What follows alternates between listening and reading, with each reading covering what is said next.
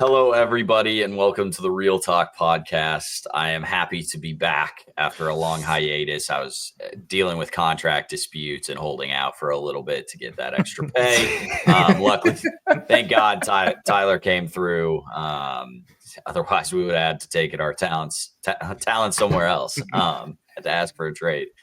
No, but very happy to be back. I'm Cam, alongside Mr. Tyler C. Whitmore and George Carmi. Seth is in Perry right now, seeing all the sights, looking like a snack every single day.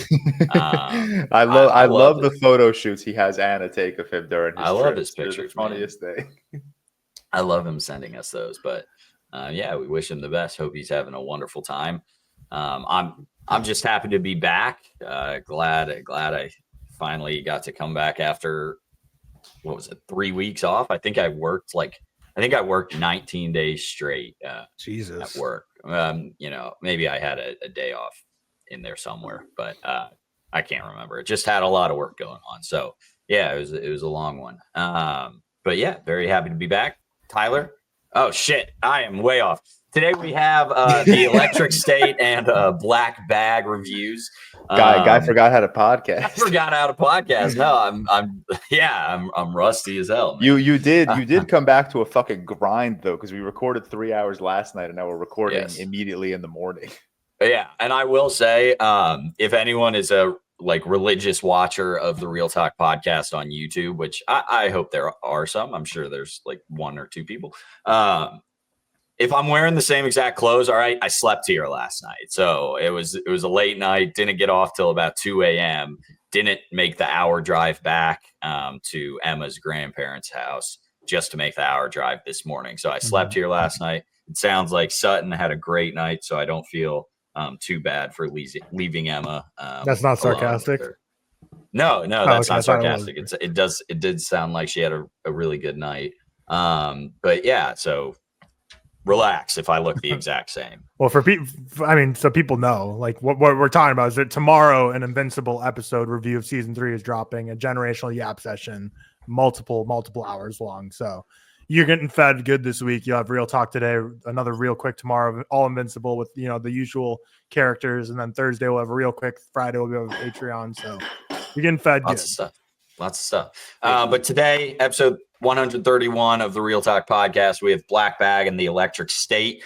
Shout out to our executive producers, as always, Stefan Johnson, Devin Willett, Alex Kephart, and Cody Whitney. We could not do this without you all. Also, shout out to all of our patrons. We really appreciate the support. If you want to check out the Patreon, the link is always in the bio or in the description. It's in the bio of all of our social medias. Go check it out. I'll be honest, I got to get back in the Discord flow. I feel like these last 3 weeks has just kind of taken me off just all things ReelTok. So I haven't been looking at that. Got to get back into it. But I love checking in on the Patreon or the Discord, seeing all the great conversation that people are having. It's just a good community. Today, we'll talk a little bit of trailers and movie news from this week. Not a major week, so this episode could be a quick one. Hope that's all right with everyone. We have a little game at the end. We're gonna play. But yeah, it'll be.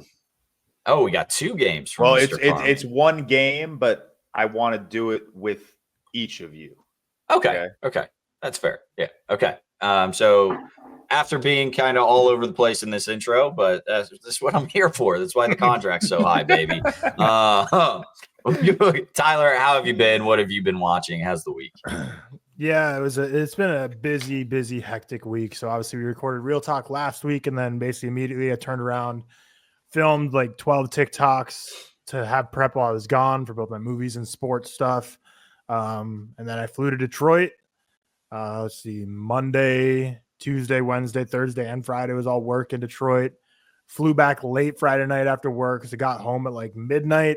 And then woke up early the next day, got back to the grind, had to meet my aunt and some extended family that I'd never met before, but they're third cousins or so. So I don't know, they're not really that related to me, but they were, my aunt was in town and I know her. So I went to get dinner with them yesterday in the city. It was fine. And then after that saw Black Bag. And then by then it was late at night, drove an hour back came home, went to bed, and woke up, and here we are. So big week of travel and work. Yesterday was just all over the place, driving all around, and busy day. But overall, it was solid. What sucks now is I'm back in Pacific time because Arizona doesn't do daylight savings time. So like flying to Detroit is like a 3.5 hour flight for me from Phoenix. But like I left Sunday at like 11 a.m. and you land and it's like 6:30. So it's like you leave in the morning and you land. It's like, That's brutal. Time to get like basically wind down for the night. So it just burns your whole day. Whereas like conversely, on the way back, it's kind of nice because you take off and land an hour later, even though it's like a 4-hour flight.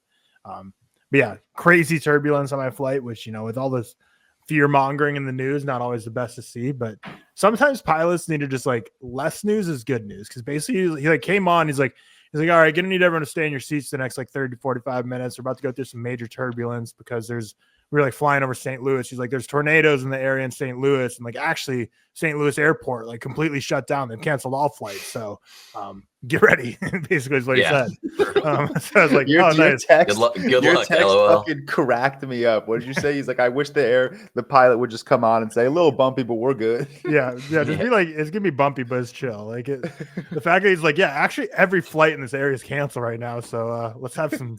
It's gonna be a bumpy ride. But good luck. Yeah, we'll see how this goes. Yeah, what did I watch? I was watching. I watched The Bourne Identity on that flight, and then I watched some college ball. But the guy next to me was watching. He turned on. What did I say? I texted in the group chat. Craven was what he started with Mufasa, the Lion King, turned it off about 20 minutes in, which I don't blame him. But then he went to Craven the Hunter. So minor upgrade in my opinion, but we're not. There's bigger leaps you could be taking there.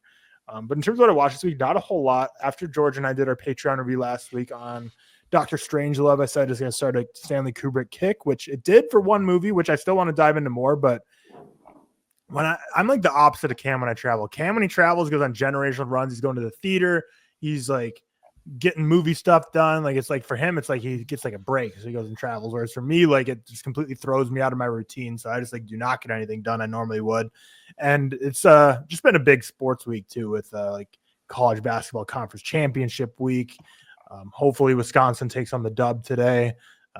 If you're listening, the Big Ten championship. Gonna be honest, at the beginning of the Big Ten championship, if I had to rank like opponents I'd be scared to face in the championship, Michigan would probably be 7th or 8th. So I'm honestly not too worried about the game today. I think they kind of had a little bit of a lucky run to get there. Pretty confident Wisconsin taking it home, but we'll see. They've hurt my heart before, but I don't know. Weirdly, I'm just not really that worried about it today. But a lot of college basketball this week, and tennis as well. Shout out Indian Wells. But after that Stanley Kubrick binge started, I watched Barry Lyndon on my flight to Detroit. One of the most gorgeous looking films ever of all time. Obviously, it wasn't my first watch. It wouldn't do justice to watch a film like that for the first time on a plane, but it was my second watch. Oh, on my plane ride to Detroit. So it was like the international planes where it's like there's 2 aisles, so like super wide planes, super big ones. Nice. And I got upgraded to first class. But the way these first class were like sideways seats because they could like lay flat, which they were comfy when we got in the air, but it was trippy taking off when you're like sitting sideways because you're basically just like sitting sideways in a plane as it like speeds up down a runway, and it was just like a weird feeling. Like it threw me off, like my body, like directionally. I was like, I don't like that I'm like sitting sideways on a plane right now. I was just like speeding 100 miles per hour down a runway to take off. But once I got in the air, it was comfy. I got cozied in and watched Barry Lyndon. Then I really just went 3 days without watching a movie. Eastern time sucks. I've said it time and time again. I'm still confident in that because I was up till 2 a.m. every day watching sports because they end so damn late. Whereas if it was here, it wouldn't even be midnight when they end. But was watching sports, sleep, like that's all I was doing. And then I finally watched Electric State while I was at the airport because I had to like spend like 6 hours in the lounge while I waited for my flight because I got there way early. But the Electric State, we'll talk about that here. Then I watched The Bourne Identity on my flight.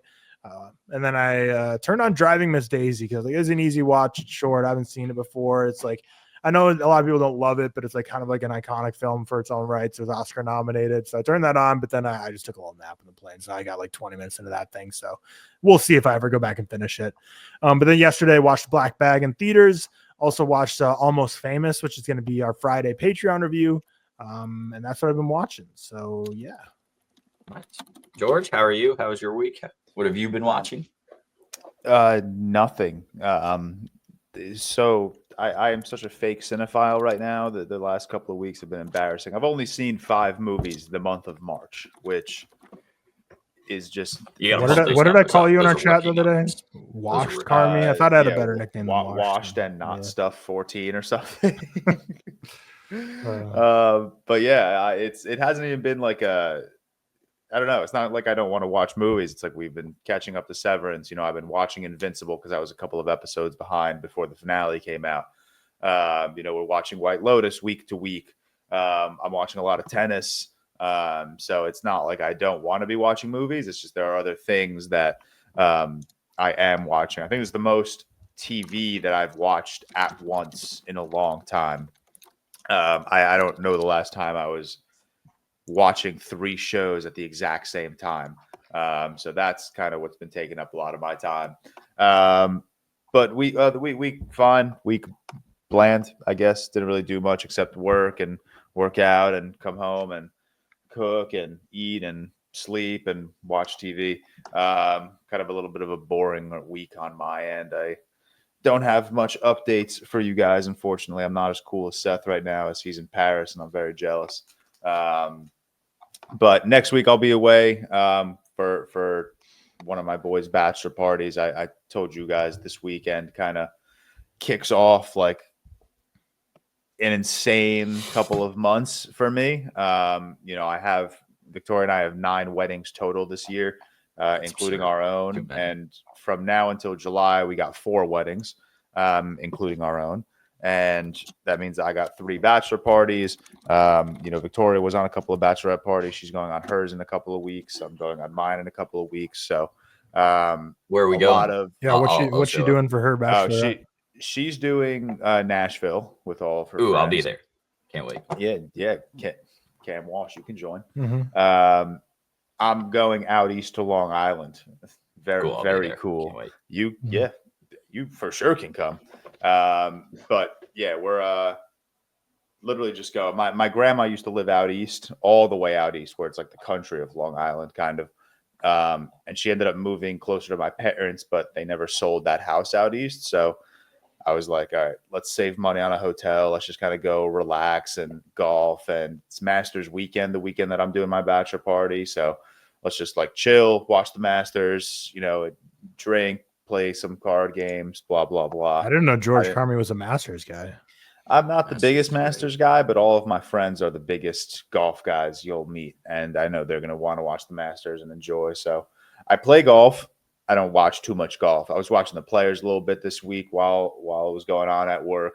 So I was kind of keeping up to speed with golf before the Masters comes around this year.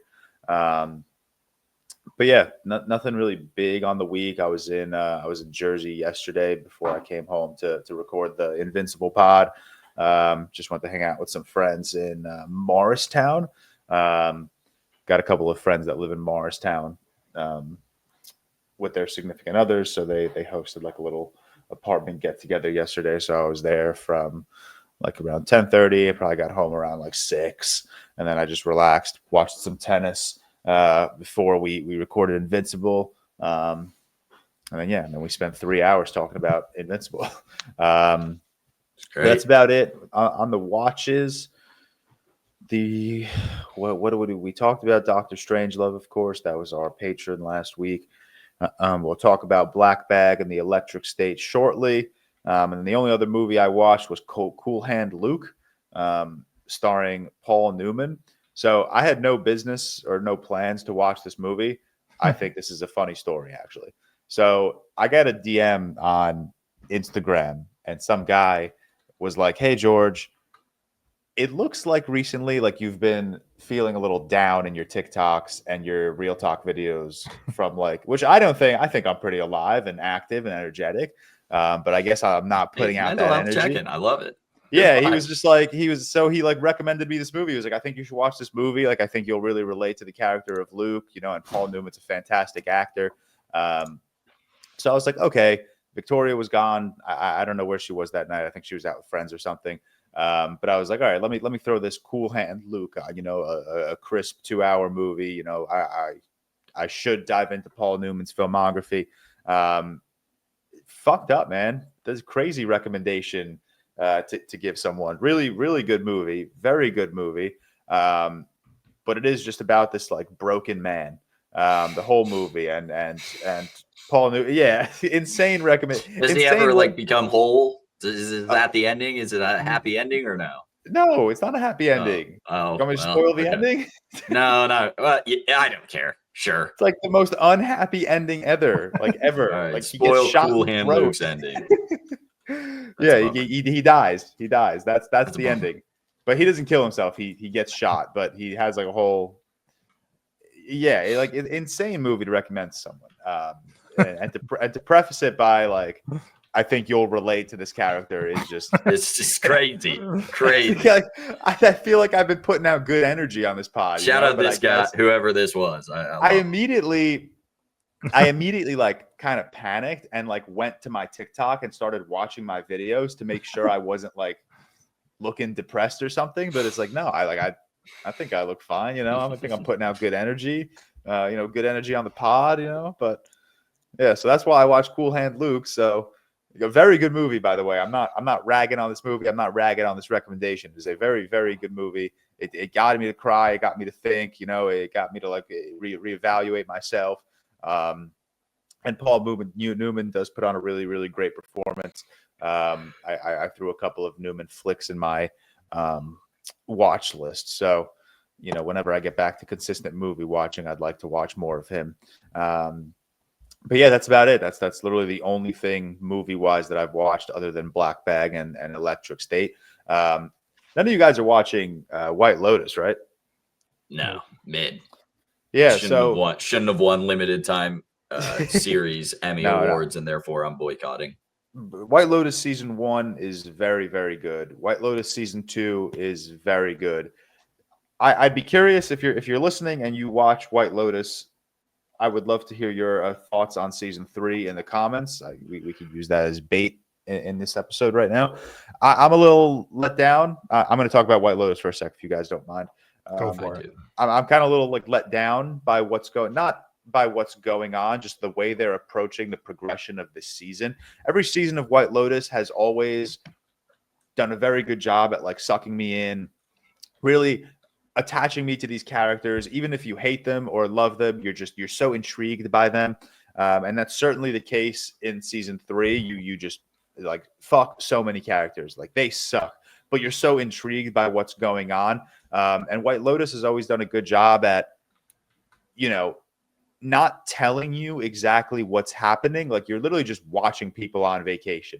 And it's always been a very interesting show, and I've always loved it.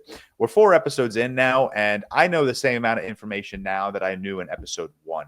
And I feel like this season is just not moving forward as well as I would like it to. I'm curious if that'll change, if my opinion will change on that in the coming 5-6 weeks. I think there are 10 episodes total. But I'm a little let down by this season of White Lotus, unfortunately. And I'd be curious to know if anyone listening to this feels the same. And it's not like a letdown, like it's a bad season. Like you have that typical White Lotus, like it's shot really well. It's scored really well. I don't even the new title card, I don't mind. I actually, you really bop with that sound. The Thailand landscape is just gorgeous. So like, it's not bad in like the traditional sense where it's like filmed poorly or written poorly. It's not moving forward properly. And I know the same amount of information I know in episode 4 that I knew in episode 1. And I feel like it's struggling to get to that like next step of like, oh wow, fuck these characters. Obviously today is Sunday when we're recording. So another episode of White Lotus will drop tonight. So maybe by the time this episode uploads, I'll have a completely different opinion, but 4 episodes in, and I'm not locked. I'm not as locked as I was in seasons 1 and 2.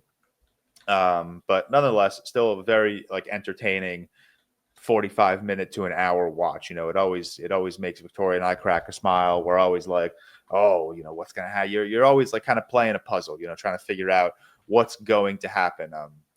The season opens the same way every season is opened, where you get that final scene of the season first, and you see like a body floating on the water, so it like adds a little bit of intrigue.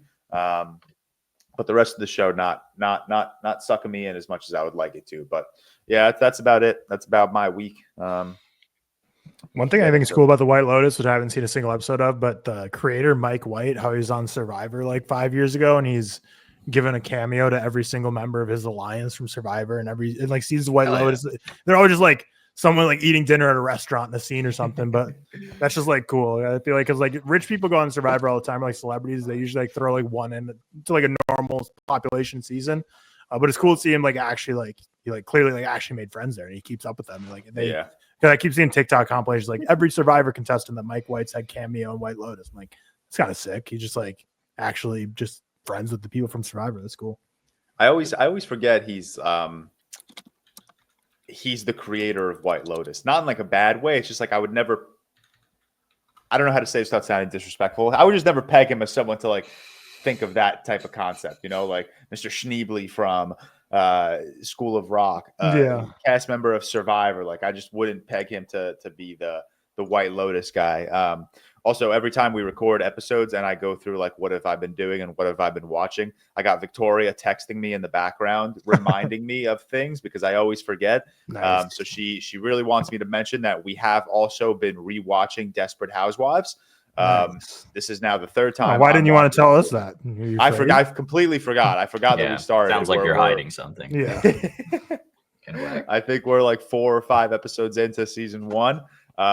Dude, bring back real TV. Desperate Housewives is 8 seasons. Listen to this. 8 seasons, 23 episodes per season. 45-minute episodes. Hell yeah.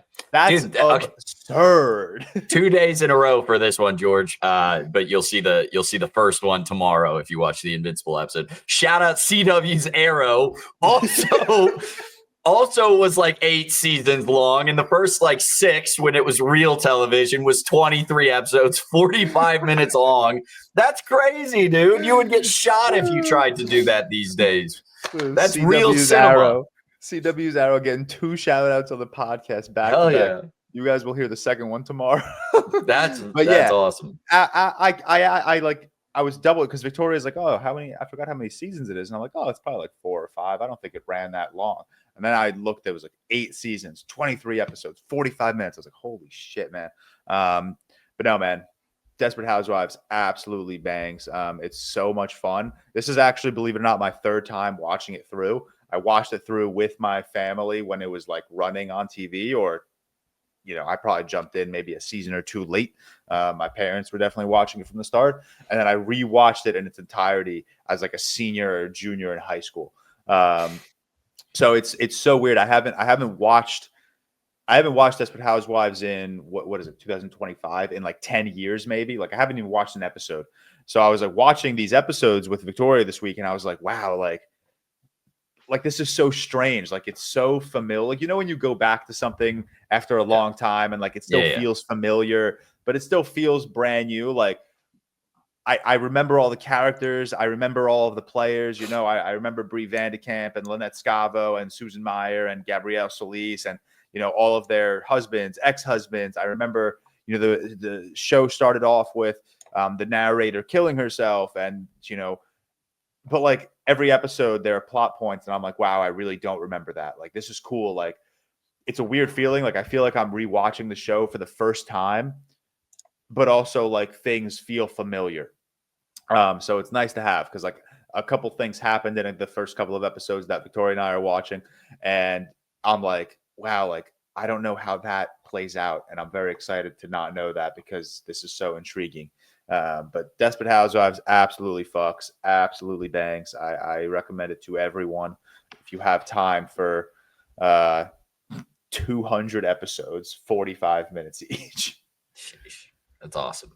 Well, fantastic. So hello everybody, I'm Cam. I'm back on the show. I was off for a while because I was working a lot, so that's kind of what my weeks have been consisting of.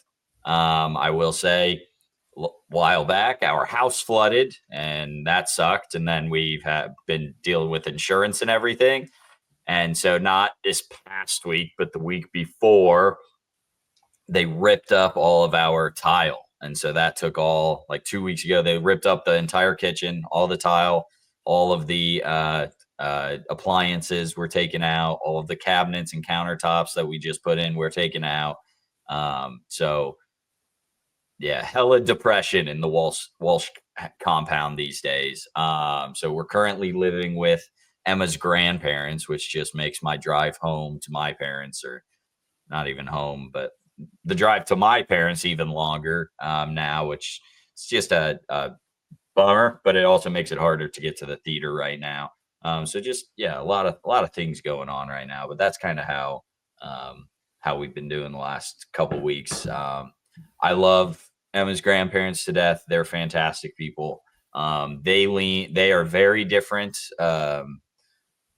politically leaning than myself, which is of course fine. Like, anyone can do what they want, but they watch the news 24/7, and they watch it on 80 volume because they're older and, getting hard of hearing a little bit.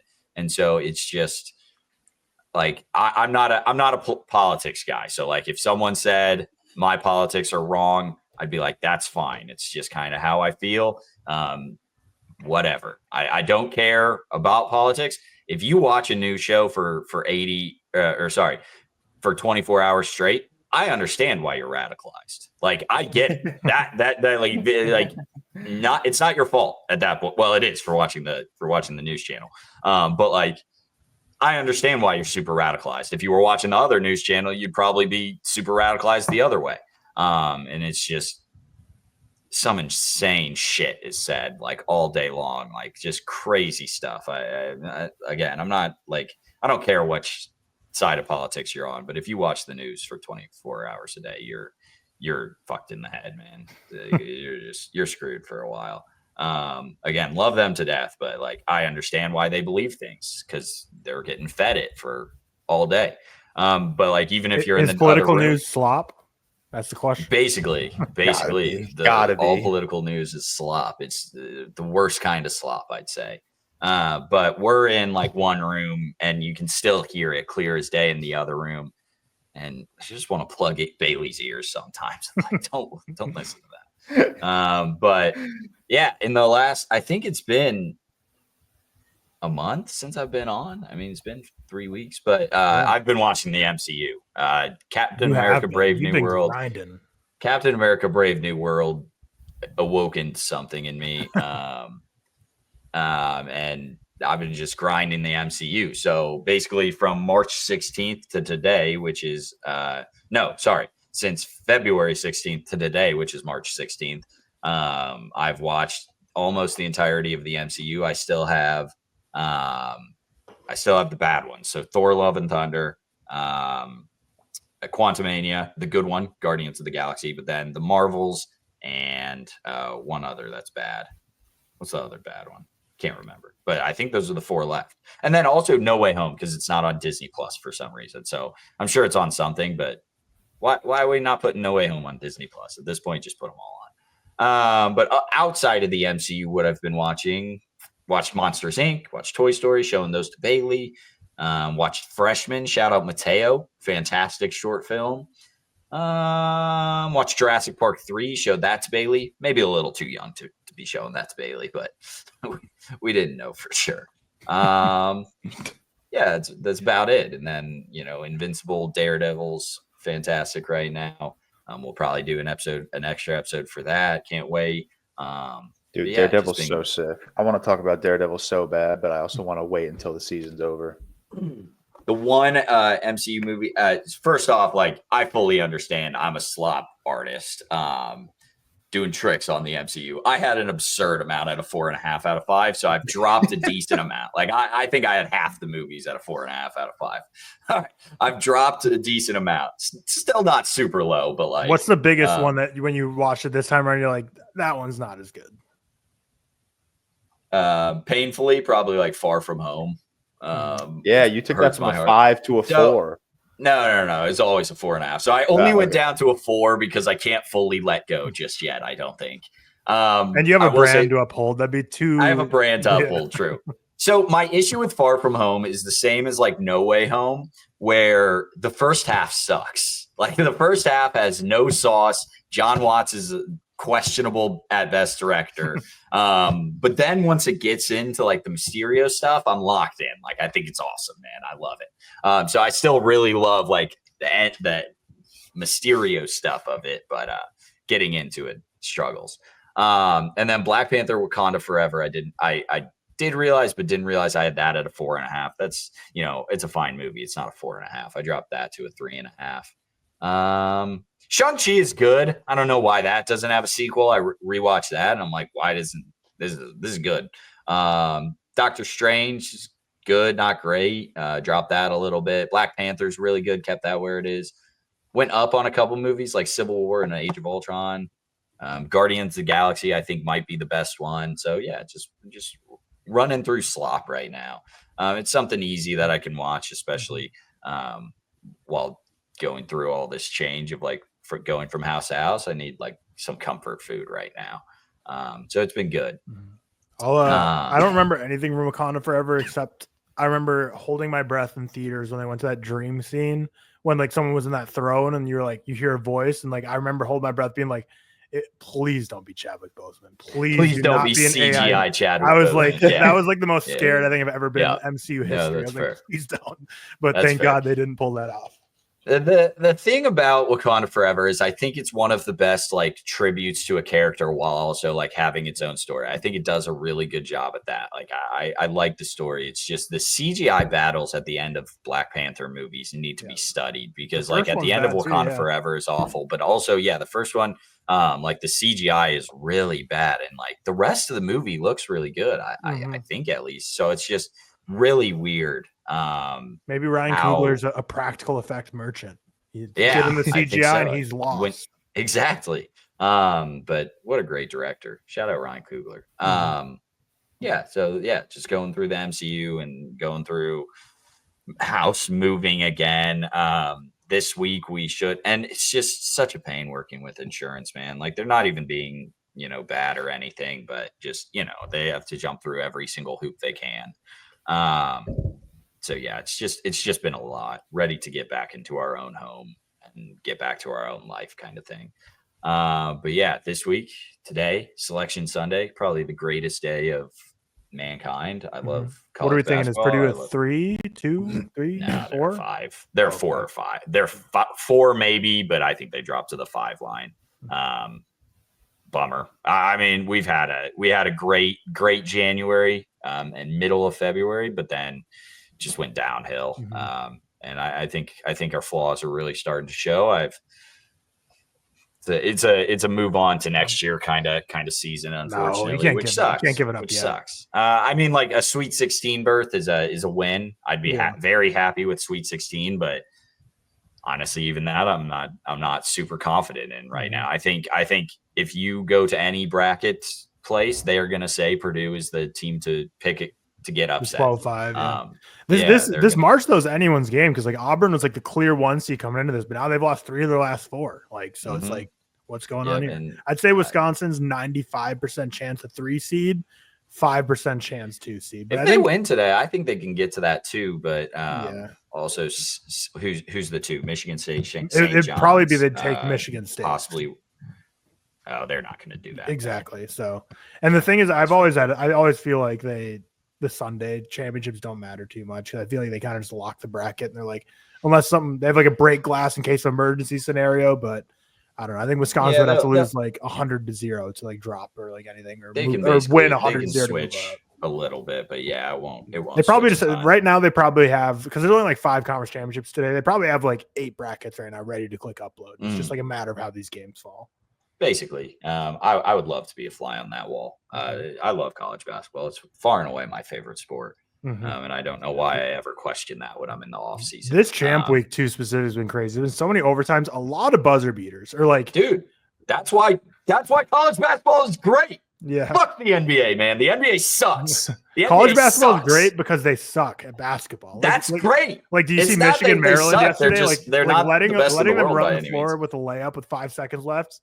It's incredible. Just like such bad basketball. Incredible. So it's just fun to watch how bad players can be. Real sport with real athletes. Fuck the NBA. I am so anti-NBA.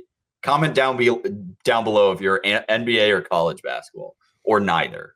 and then shoot me in the head. NBA sucks. I was a Mavs fan, and that team got nuclear bombed. So then I transferred my allegiance to the San Antonio Spurs, and Wembanyama out for season, De'Aaron Fox out for season. So they can't play 2 games in a row. They're afraid. They're terrified. Yeah. Conference championship week. Wisconsin's on its 4th day. The 4th day. They can't miss from 3. They're electric. They're electric. John Tonji is a real hooper. Yeah. LeBron. Mm-hmm. No, okay. Whoa, chill. LeBron's cool. But just NBA sucks. College basketball, a real sport. I'm putting my foot down once again. Comment down below who's winning. Who do you have winning your bracket? Because by the time it comes out, brackets will be released. I hope you have like 10 locked already. Comment down if you don't do a physical handwritten bracket, not a real ball knower. That's what I'll say. Right now, but we haven't even seen the seedings or the brackets. What's our way too early prediction? Who's winning March Madness? Probably Florida is my. Is Delaware in the tournament? Delaware, I don't believe they actually made a deep run in conference championship week, but I think they got eliminated. Damn. I don't know every single auto. No, they lost. So yeah, they're not in it. Sorry. Wow.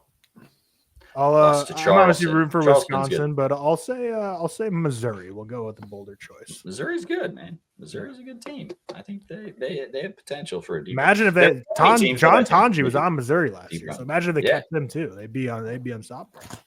All right, let's get into the episode. We yapped for a while, and that honestly may be the bulk of the episode. But we have 2 reviews, like we said. At the start, Black Bag, which George and Tyler will handle for a bit, and then the Electric State. I'll come back and we'll talk. So, fellas, take it away with a Black Bag review. You want to kick it off? I'd love to, Mr. Carmi.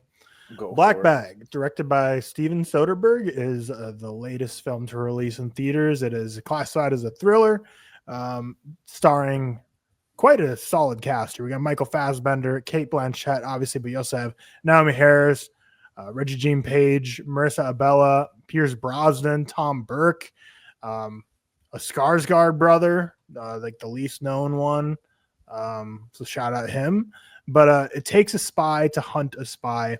When his beloved wife is suspected of betraying the nation, an intelligence agent must face the ultimate test: loyalty to his marriage or his country. George saw this at like an early screening thing. He got to be in the room with Fassbender and Blanchett. I don't know if Soderbergh and anyone else is there, but you got to see it a couple days early, and then I saw it last night after I went to dinner with some family. So we'll start with you. What were your spoiler-free thoughts on Black Bag? Yeah, I just realized I haven't seen your log on Letterboxd. I got back so late last night. I basically went to bed and woke up for this, so I haven't. I was looking for it this morning. I was like, "Oh, cool. We're gonna talk, and I'm gonna be fresh to your opinion." Yeah. Okay. Very interesting movie. I don't mean this in like a bad way, and I'm not like this is not directed at anyone. I'm very surprised by how positive the reaction to this movie has been. Every so often, I see a movie early and I'll really like it, but I'll be like, okay, I'm going to really like that. And, I kind of can gauge whether or not, the general audience and like our film community is going to like it. Sometimes I see a movie early and I really don't like it. And I know maybe I'll be in the minority and a lot of people on our film community will really like it or whatever. I walked out of Black Bag and I was like, okay, that was such a standard. Sorry, I'm like burping my life away. I was like, that's such a standard thriller. Like, there's nothing flashy. There's nothing overly fun. There's nothing like insane going on here. Like, I think everyone will kind of be just right about in that middle mark. Like, it was a little bit of a letdown. You have this insane of a cast, and it's shot in a very stale way. There's nothing like fantastic about these images. There's nothing fantastic about the cinematography. If we didn't have this incredible cast of characters, I don't think this movie would have worked that well. I said in my Letterboxd review, there's no pair better than Michael Fassbender and Cate Blanchett to play this hard-assed husband-wife in a test of loyalty and betrayal. They're so good at just being like those monotonous assholes, I guess. But I have no animosity towards this movie. It's a very it's a very okay movie for me. Those were my initial feelings walking out, where I was like, okay, that was, a fun hour and a half, easy thriller to sit through. It's not going to leave me with anything. I'm not going to be thinking about this movie. I'm not going to be talking about this movie to anyone except the podcast. I'm not going to be recommending this movie to anyone. It's a very straightforward cookie cutter thriller. The overall conflict in this movie, it's very elementary. It's never fleshed out, deep enough to warrant enough intrigue. It's not doing anything to really capture my curiosity. It's fun watching these characters and these actors go back and forth, and that's about the best part of the movie. But everything around them, I struggled to care for. I didn't really care for their relationships with one another until the end, when a couple things are revealed about who's sleeping with who. But for the most part, I didn't care about their relationships with one another. I didn't care about this overall conflict. I didn't care for Pierce Brosnan's character. It's again, like I'm not positive, I'm not negative on this movie. It's a very okay thriller. It was a fun hour and a half, very cookie cutter. But again, it's one of those movies where I'm very surprised by just the overwhelmingly positive reactions to it, especially coming from a lot of our, creator friends that, I don't know, don't typically attract themselves to this type of movie. Steven Soderbergh, a lot of people love Steven Soderbergh. So, maybe that's helping their scores. But I don't know. I walked out of this and I was like, oh, that's going to disappoint a lot of people. That's a movie I'm not even going to care to talk about. That's a movie people are going to watch and forget about in a couple of months. Maybe Black Bag is like the Love Lies Bleeding of 2025, where everyone watches it in February, March, April. They give it a great rating, and then come the end of the year, no one's talking about it. Hey, I'm still here. Love Lies Bleeding stands. I'm still here. I didn't go anywhere. I still like the movie. I'm just saying it's a movie not a lot of people are talking about. You can't fault me on that. No one's really talking about Love Lies Bleeding in 2025. But yeah, it's good. It's good. I think the trailers are really, really misleading. And I think that's maybe something that dampened my experience. The trailers made this movie out to just be this really high octane action thriller. The trailers really play into the sexiness of the movie. And I don't think this movie was really ever like that sexy. Besides the characters just being beautiful, every single person in this movie is just so good looking. It's really unfair. But it never plays into like the sexiness of like this espionage thriller, wife and husband being tested in loyalty. But again, it was fun. It was fun watching this ensemble go back and forth. I think there are some really fun moments, particularly that first dinner scene, I think is really fun. Just watching everyone go back and forth.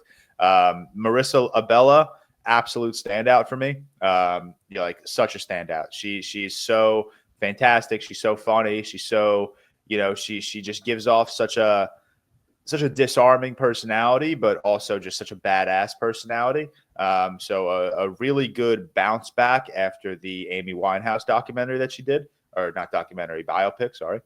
And then everyone else, obviously, I don't have to tell you twice. Michael Fassbender's a great actor. Kate Blanchett's a great actor. Naomi Harris, Regé-Jean Page, Pierce Brosnan. It was great seeing Tom Burke in here. It was great seeing Tom Burke in here. Probably maybe the second thing I've ever seen him in, besides Furiosa, obviously. I'm looking at his filmography now. I haven't seen any. Only God Forgives with Ryan Gosling, but I feel like he probably had a really small role in that one.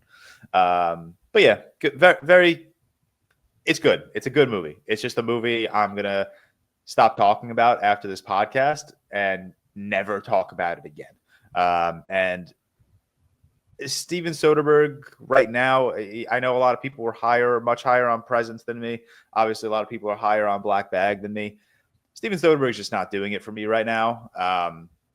I don't know what it is. It's something about the way he's shooting his movies. It's very bland. It's very stale. There's nothing intriguing about his shot selections.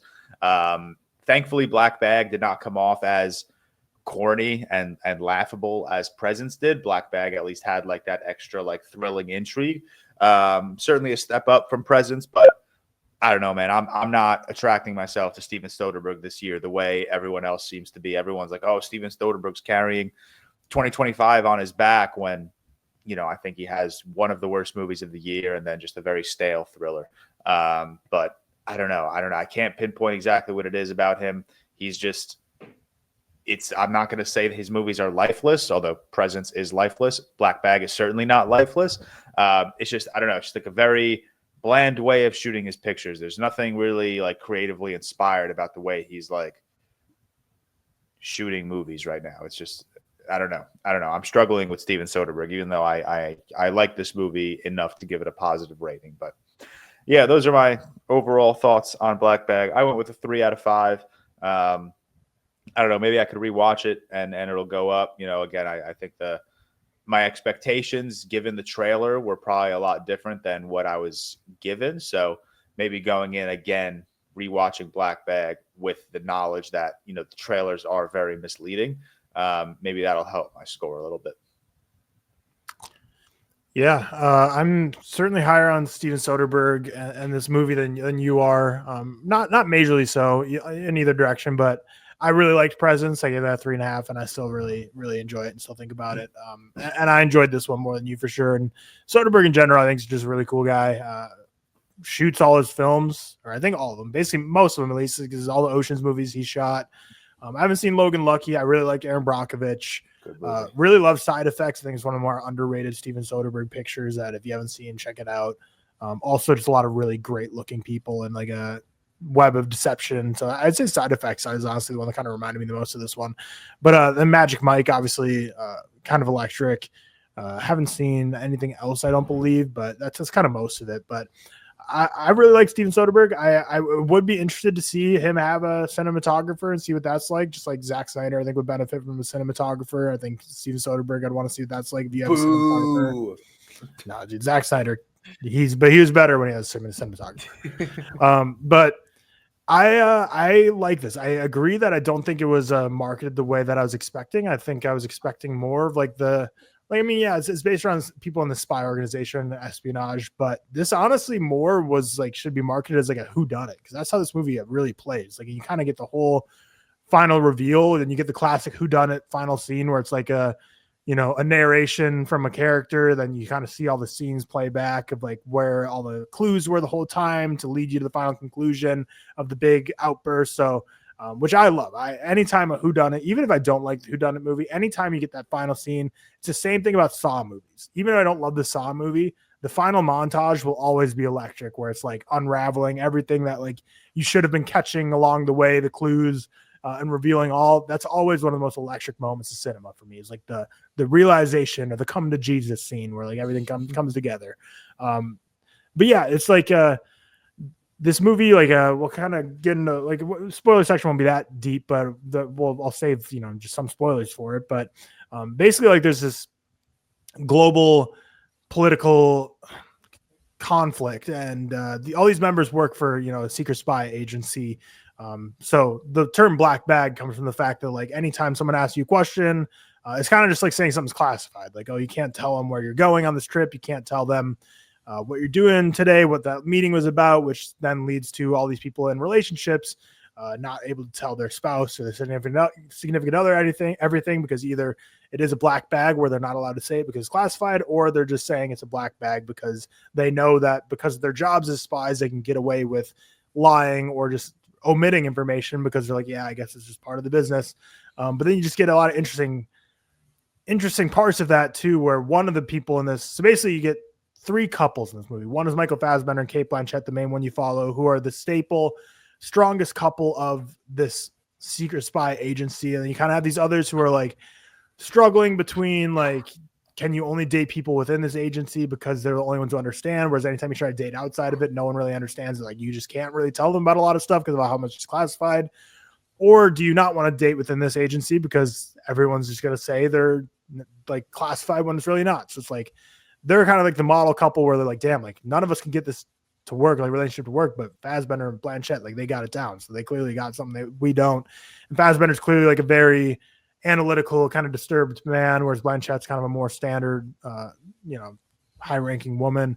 But then you have another couple where the woman in it is like the therapist of the spy agency, where it's like, that's like an interesting wrinkle too, because obviously she knows a lot of information that people don't, but it's like patient client privilege. So she's not technically allowed to tell anyone, but at the same time, like she knows a lot of shit. And then you have the other one where it's kind of like an older man and a younger woman. And clearly like they're both probably cheating on each other, not fully locked into the relationship. But yeah, then you kind of have all these couples and then basically within the same agency. And there's this global political conspiracy going on with Russia, where Cate Blanchett's character is traveling out there to meet with people. But Fassbender's not allowed to know about it. So he's trying to figure out like, okay, what the hell is going on? Like I said, the synopsis, there's like it's like, do you betray your country or betray your wife? And that's really what the whole conflict of this movie is. But all these other couples are involved in the fact that they're all friends outside of work, but inside of work, they're all very mixed in this global conflict. And Michael Fassbender has a acute ability to spot liars. We learn right away, he's known how to spot liars his whole life. His job within there is to do polygraphs to kind of catch lies. So really what you get is this political thriller that really is mostly just about relationships, lying, deception, deceit. And that's where we kind of go for the rest of the movie to figure out who is basically betraying the country, what's going on, how's it going down, who's involved, who's not involved, who knows what. And Fassbender's trying to put all the clues together here. So I enjoyed the ride. I'm going to land on probably a 3.5 here. So I liked it about as much as Presence, but it's like, I can't, like, there's impossible films to compare, which is just kind of impressive from Steven Soderbergh. He's releasing 2 of these within, 2 months span. And I think it's really awesome that he is, able to do such shoestring budget films, because he is the director, producer, cinematographer, and editor of these films. He's not the writer. David Kopp is the one who's he's been working with the most recently, who wrote both Presence and this. But yeah, that's kind of all I have to say for the non-spoiler section. I found it intriguing. I found the editing specifically I really liked. There were some moments when they're on like a lake, and I really loved like the cuts between like Fassbender's face and the reeling end of a fishing pole. And I don't know, there's a lot of cool stuff. So I like the editing. Performances were all great. Like George said, they're all just beautiful looking people. But I also agree that Marissa Abella is a standout. Tom Berg also absolutely the standout. Those two were the best for me. I also really like Reggie Jean Page and Naomi Harris as well. I think, Fassbender and Blanchett are obviously the 2 clear stars here, but they're the biggest firepower, but I still think everyone else in the supporting roles were almost like more intriguing than them in this. So I think it's a really stacked cast of all people turning in some great work. But I had a good time with this. So 3.5 is where I'm going to leave it. And then we'll kind of get into spoilers now, which is not a whole lot to spoil here. But basically what I really liked about this film the most is I think it did a great job at deceiving the viewer with the fact that so Fassbender basically realizes Cate Blanchett is going to what's their character names? It's Catherine, it's George. Yeah, his name's George. George realizes Catherine is going on a trip that she says is a black bag, and it's just like a 1-day trip. He has no clue where she's going. He kind of basically swaps his ID with her ID so he can like hack into her computer and find out she's going to Zurich to meet with someone. And also he finds like a movie ticket in his trash bin. So that's why this like really is much more of like a whodunit, because it's like a spy. George Michael Fassbender is like a super genius who clearly can analyze everything. So like every little clue that seems wrong that someone's trying to set up, he's noticing. I can't wait for this film to come out on digital, because there's one clip specifically that I want to make that I think could be a trend on Twitter, is like when he's in the movie theater with her, because basically like he sees she has a movie ticket in a trash bin. So the next day, to see if she's lying, he's like, oh, I want to go to see this movie. And like he's kind of like tested to see like if she says she hasn't seen it before. He's like, well, you had a movie ticket in the trash, that like, so clearly you're lying to me. You went to see a movie with someone.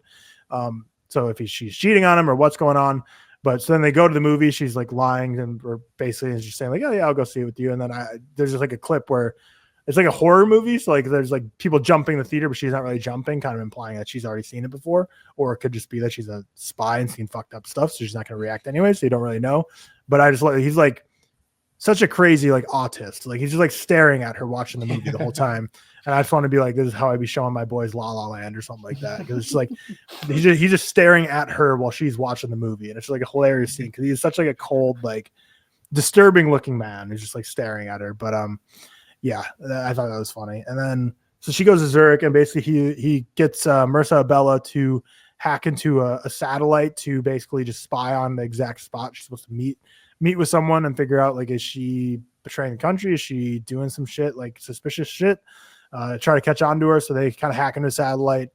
They get caught doing so, which unravels this web of people within the agency realize something's going on, and they kind of have to get to the bottom of it. And then it kind of leads you to Michael Fassbender doing his polygraph tests on everyone to figure out what they know, what they don't know.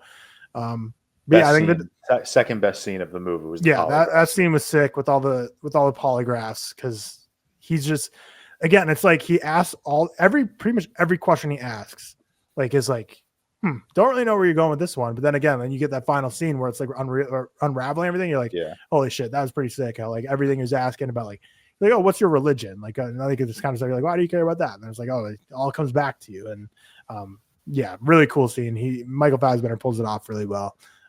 I really enjoyed that part. But I love the deception of kind of how, like, it looks like for the first half of the movie, you really think like Cate Blanchett's like cheating on him or betraying the country or betraying him.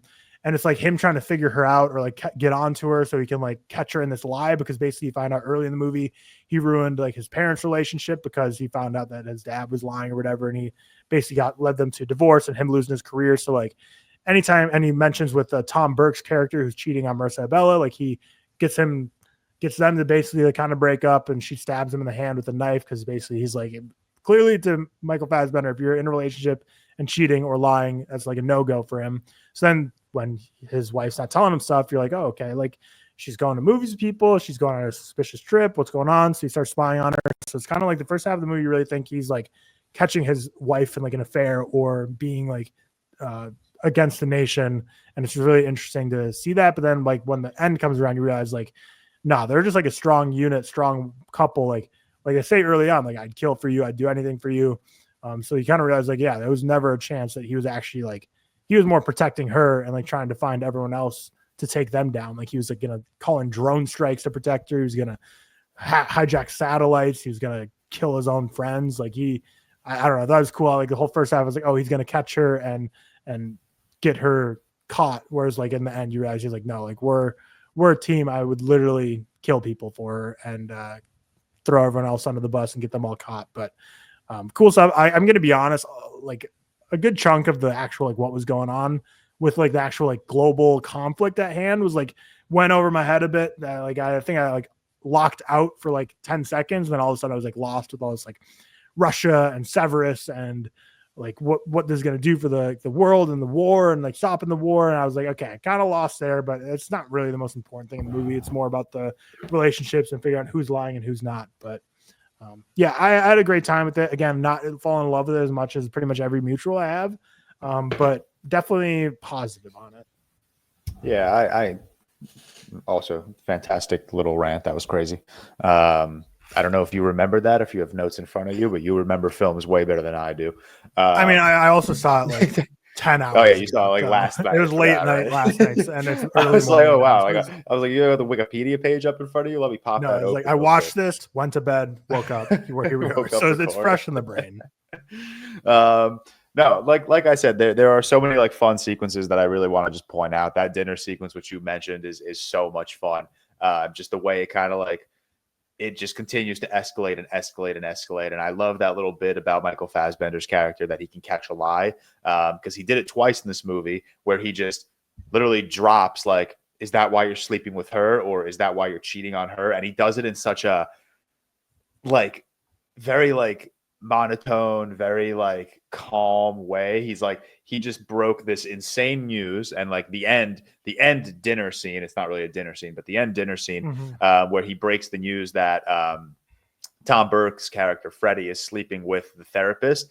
Like he just does it like so casually, and I'm like, that's like, he's such a good actor. Like the way he can just pull off that like drop of some monumental news that he knew was going to get someone killed in just such a very dull manner. It's just it's very good. The first dinner scene and the polygraph scene, those are definitely the two that like stick out to me as like they just feel like such like outliers in this film, where the rest of the film just feels like it's just shot so poorly. Not shot poorly, just shot it just in a very stale way. Nothing. There's no.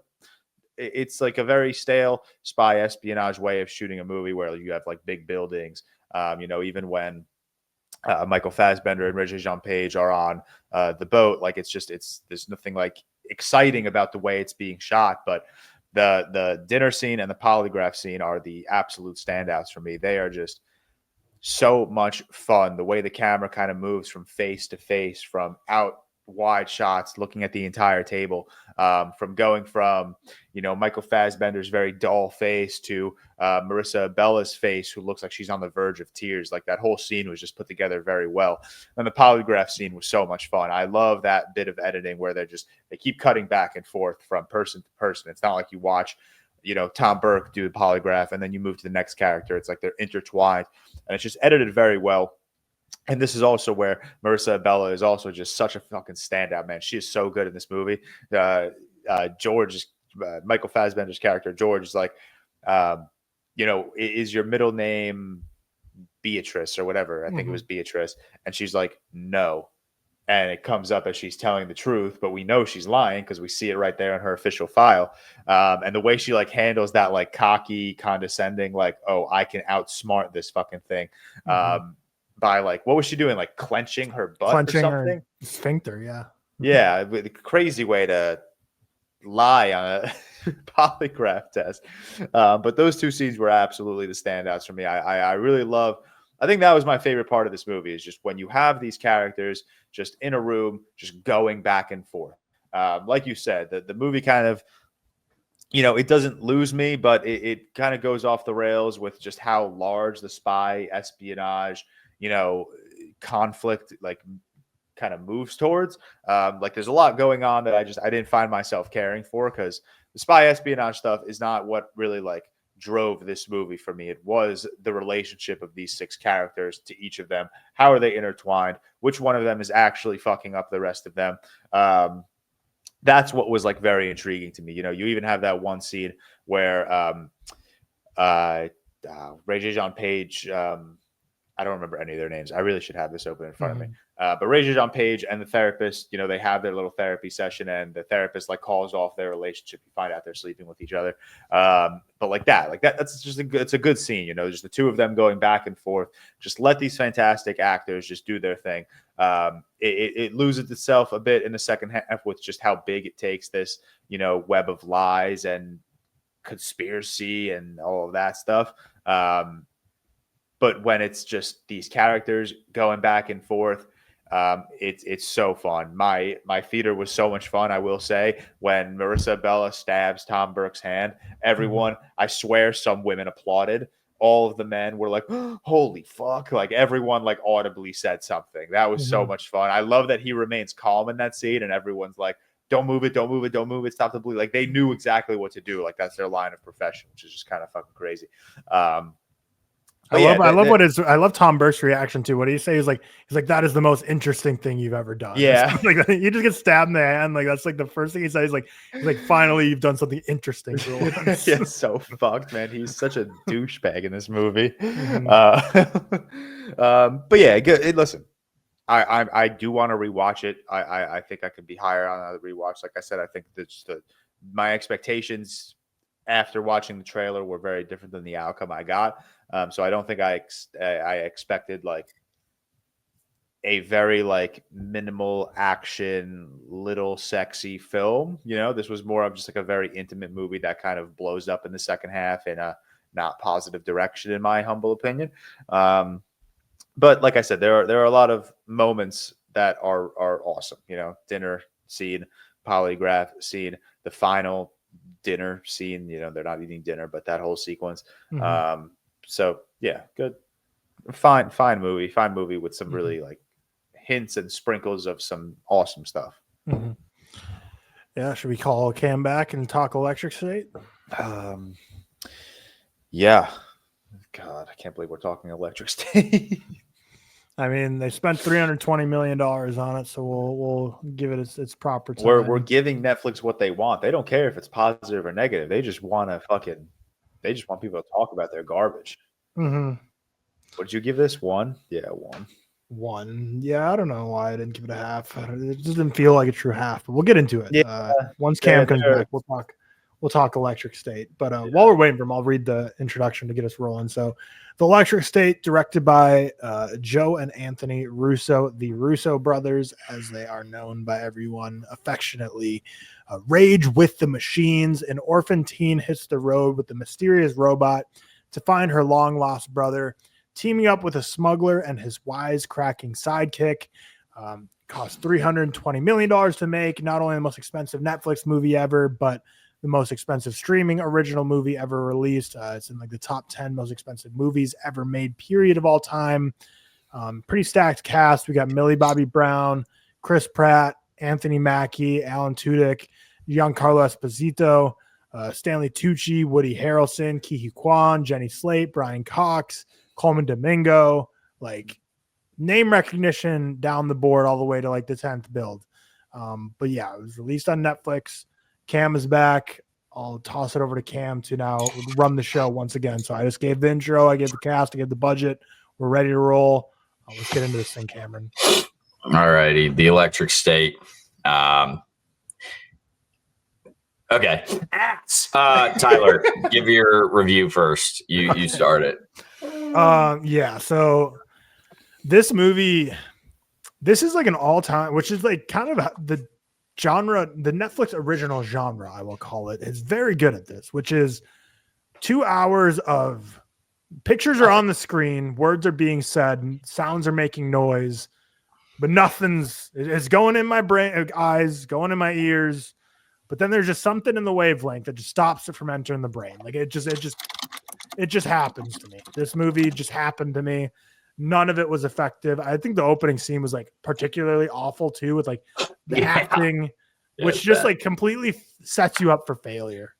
With when the opening scene is so bad, and like this movie is like, I don't know, it's clearly like it's based on a graphic novel, and it's about like how like the world is becoming dependent on these machines and technology. So basically like robots are trying to be banned, and people are wearing like t-shirts of robots that's like banned because it's like countercultures to be like pro technology. And this movie is like really about humans' relationship with technology and dependence on technology and AI and robots, and kind of get the camps of, we got to ban these things that are taking over. We got the camp of like, no, like we got to embrace them and use them as part of society. And you kind of living in this not post-apocalyptic, but dystopian future where this is a big conflict here with like the technology and its relationship with the world. And you get Millie Bobby Brown, who goes on this expedition to try and find her brother, and Chris Pratt is who the smuggler and wisecracking sidekick is, who is literally just Star-Lord, like beat for beat. That's exactly his character. They said, bring him out. He's the same character, smuggler, wisecracking sidekick, the same humor. It just rolled that out. And then you get Mr. Peanut, which again, I didn't watch the trailers for this shit, man. Like I maybe like saw some on Twitter, but I never listened to it or cared. So like I saw pictures and trailers of the Peanut Man. I'm like, oh, it looks like Planters Mr. Peanut. I didn't know until the movie started where I was like, oh, that's like actually Planters Mr. Peanut. Like, that's like actually, I was like, oh, okay, that's actually what we're doing here. I will say Chris Pratt has the best line in the movie, not to spoil, but maybe the only good part of the movie. Very start, running through a montage of what's happening, like giving you the exposition of these robots going haywall or whatever. He says, they don't eat, they don't sleep, they don't blink. I blink. And that's the only good part of the movie at the very start. Shout out Chris Pratt. Yeah. It seems, well, the thing is like Chris Pratt plays such a, like I said, he was playing such a Star-Lord in this, which is like, I think the Russo Brothers got too locked into, because they made the whole movie kind of around that. And the fact that they tried to like do a Guardian soundtrack, like with like needle drops of like recognizable songs, but every single one just didn't work. Like I think there really is an art to soundtracks uses in movies that James Gunn is so great at. Whereas this one, it was always so grating. Like there was like what were there? There was like a Don't Stop Believing. There was a Wonderwall needle drop, and everyone was so bad. It's just like, which is like not surprising to me, but it's like something that's underappreciated in film. Like needle drops, like we all know when there's a great needle drop, but you think in your mind, you're like, oh, like if you were just like an idiot making a movie. Like, oh, I want to make a movie. I'm just going to get all the greatest songs licensed. And if I just drop them in the movie, people are going to be like, yeah, this is nostalgic. This is fun. This is electric. But no, this is where a great soundtrack actively made the movie worse to me because every needle drop is so bad. And then you have just these characters who are just all wasted because these are all talented people, which I'm happy for them to get their bag. Don't get me wrong. But Coleman Domingo, what are you doing here? Giancarlo Esposito, every time we see you, we kind of talk about you're really washed and you're just simply not beating the allegations, man. Just not. You're not beating the allegations. You do the same stuff every time. Anthony Mackie. And this, we'll talk it in spoilers. This time he does something a little different that I want to bring up that's awful. But I was gonna say, sure, different, fine. Different's a word you use, but I don't think he was good. Brian Cox. No, awful. Brian Cox, generational talent wasted here, but I'd like to think Succession was like his retirement tour where he's like, I'm going to give like my greatest stuff. And then like, let's just set up some generational wealth for my like kids and grandkids.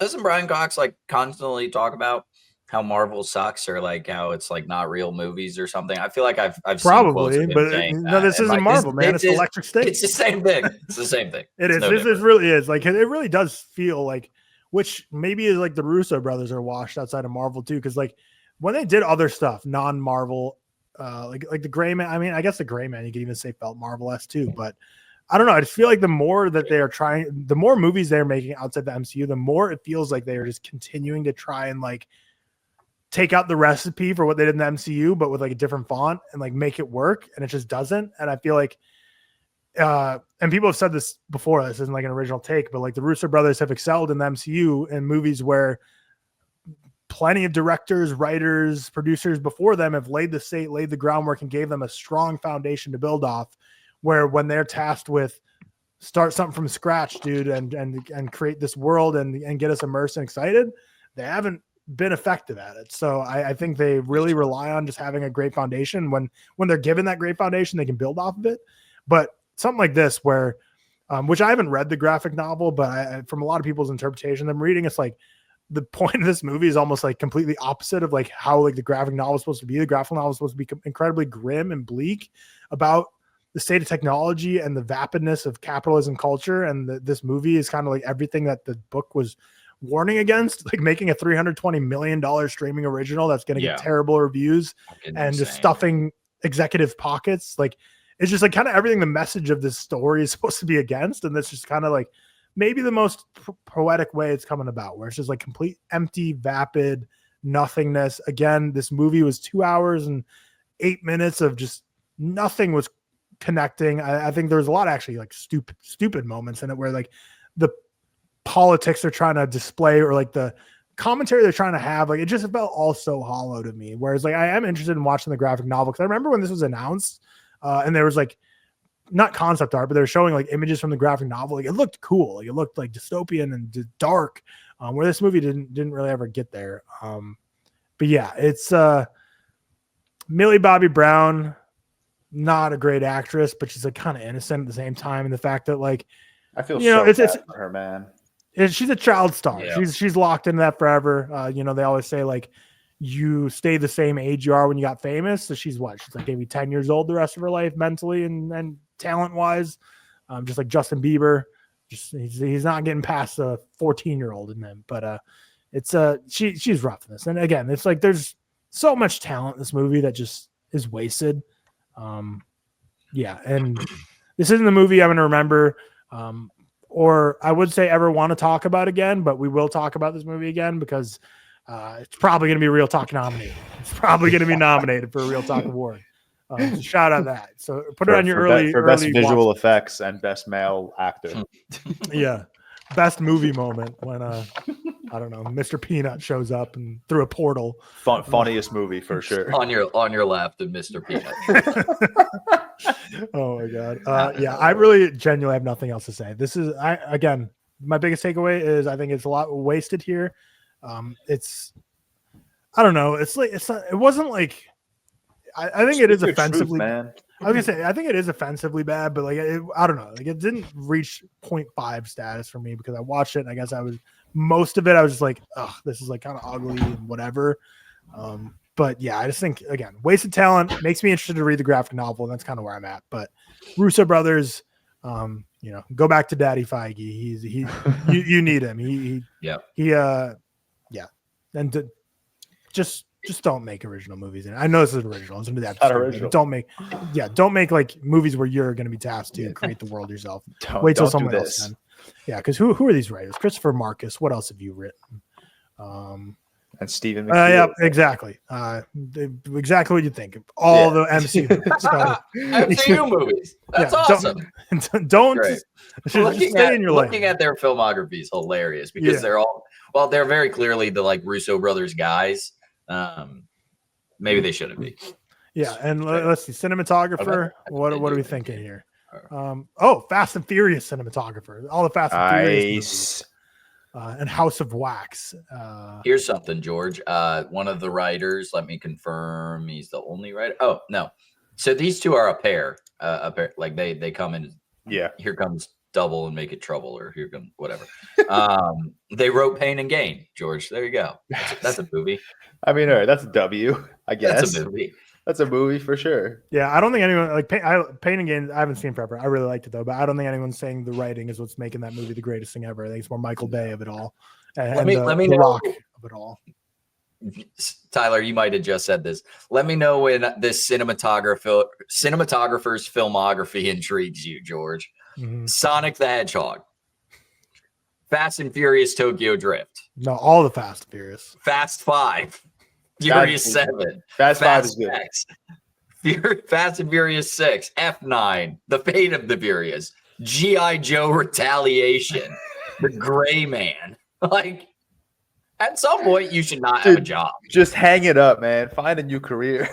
At some point, you should. I know the answer is clearly networking and like who you know, but like it is always fascinating in like these industries where you find someone who just like continually gets to be employed. Like you see it in all rich people, I'll say, professions. Like you'll see it in like sports. You'll see someone who's like a journeyman backup QB, and it's like, how do you keep getting contracts? Why are you still popping up on my feet? Like it's going to be like Zach Wilson one day. I say this all the time. If I were that bad at my job, I would have been fired long ago. Like I know and my job is meaningless compared to, writing a motion picture that's going to be budgeted with $320 million.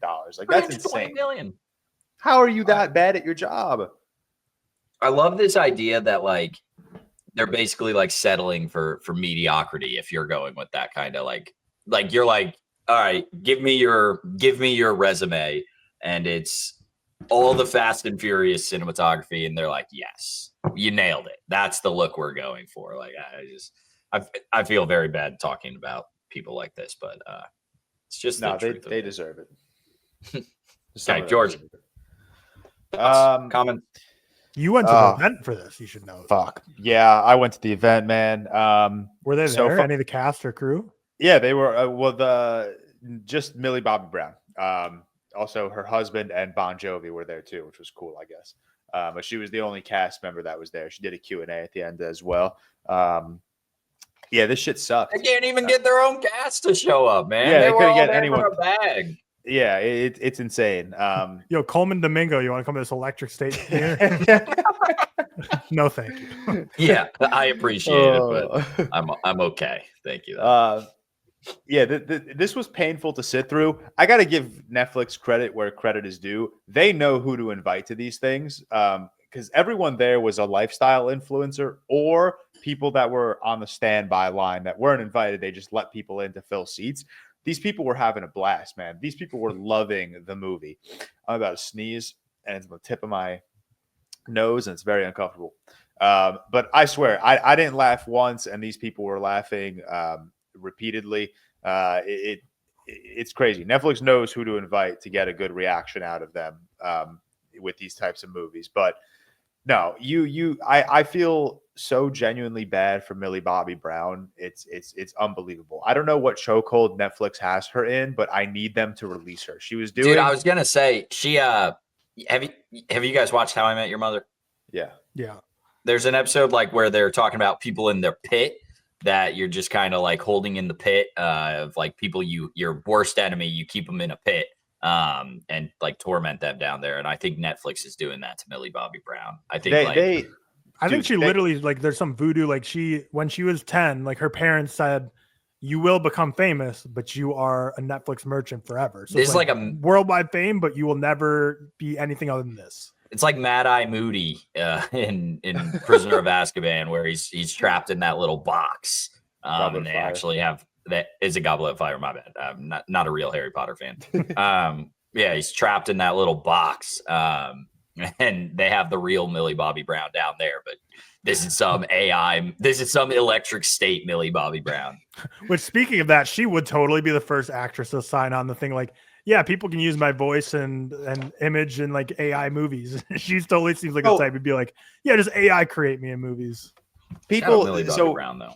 She did a Q&A at the event I was at, and like you can see like so much like nothing behind her eyes. Like she was just Jesus. No, not in like a stupidity way, just in like a she's dead inside from having to promote this movie. Oh, like because of the electric state, like she just because the electric state. The moderator, the last question he asked her was like, the movie releases in 4 days. Like, how are you feeling? Like, how are you feeling about it? Another movie's come and gone, like another press tour's come and gone. Like, how are you feeling? She looks at the screen, looks at the poster because the poster's on the screen, looks back, and you could just see her like her facial expression drop, and she's just like, you know what? Like, I'm proud of the movie we made. Like, I know we put the effort in. I know we tried hard. I know I had a good time on set. It was almost like she was preparing for another movie release of hers to just get absolutely torn up on social media. And I on my way home, I called Victoria, and I was like, I told her the same thing. I was like, I feel so bad for Millie Bobby Brown. And Victoria's like, part of me doesn't feel bad for her because like she's going home with millions of dollars. And in my head, I'm like, millies. Yeah. In my head, I'm like, $1 million. In my head, and I even told Victoria this, I was like, I don't care how much money she brings home. Every time that she goes on social media for the next like 3 months, it's going to be hate tweets, hate posts, all against the electric state, all against Millie Bobby Brown. Like, I don't know. It doesn't matter how much money you have. Like, I don't feel bad from like a financial standpoint, but like from an emotional standpoint, like even no amount of money can like cure you from this. And like she had that big like news article that came out. I think it was this week or last. I can't remember, about like growing up and everyone commenting on her look and her appearance and her body. And that's like horrendous or horrible and horrendous. Like should not be done. And like I feel very bad for her, like having to grow up in that limelight. And it's just it sucks to like talk about like she's just not in good projects right now. And I don't know if she'll ever get in good projects because I don't know if like she can escape this Netflix chokehold that they have on her. And it almost feels like Netflix is just taking advantage of this major actress that got huge from their show. That's good. Stranger Things is good. Like got massive from this show. And now they're just using it as like, hey, we have great relations because you were in Stranger Things. You should just keep working with us rather than going to a different. And she gets her money, but she'll never get out of this like just hate from the internet, which is horrible. And like you gotta like, I don't know, even from like an acting standpoint, like she's a good actress. Like I think she does a good job in most things. Like I think she's a good actress. She's obviously a very talented person. Otherwise, I wouldn't be. I don't know. I think she's a talented person, and that's what makes this extra frustrating. It's like I know she has the talent to be in movies that actually warrant praise and warrant discussions that don't revolve around, oh, this shit sucks. Why does it cost $320 million? And even on the budget, dude, I'm getting so many comments. People are like, oh, everyone's just rating this so low because they're upset about the budget. And it's like, one, no, the movie fucking sucks. We're rating it low because it's a dog shit Netflix original. The budget doesn't help, though. Exactly. Two, the budget doesn't help. I will rag on a Netflix movie that costs $320 million if this is your final product. Okay. Frankly, if you like, this is even from a business aspect, this cannot be a good investment. It cannot be. So I hope like Netflix is ragging on this for the budget as well. Like it's just $320 million is a top 10 most expensive movie of all time. Like, but also this is not the product you should get for that. In like, when did the movie come out? 2 days ago, 3 days ago? It doesn't matter. in a week or two, news is going to drop that this is the most watched Netflix movie in its first 24 hours of release, in its first week of release, in its first 2 weeks of release. So fucking liars. I don't know if they're lying, honestly. Like this, I think they're lying every time. Because it's every time. It's not. Yeah, but like it's Millie Bobby Brown and it's the Russo brothers. Like this is going to bring in a lot of eyes. So it's annoying. Like, oh, some meaningless TikTok creator slapped a 1 star on it. No one at Netflix is going to be like, holy shit, we have to rearrange our game plan. It's like, we can talk so much shit about this movie all we want. It doesn't matter. Like, this shit is going to still happen. Netflix is still going to fund these dog shit projects like The Electric State, The Gray Man, Red Notice. You know, they're going to give these actors and actresses. You're going to get a Millie Bobby Brown, a Chris Pratt, Ryan Gosling, Chris Evans, Gal Gadot, Dwayne The Rock Johnson. You're going to pay them millions upon millions of dollars just to have a face in your movie, and you're going to release this dog shit, and it's just going to continue to go in circles. That is the Netflix.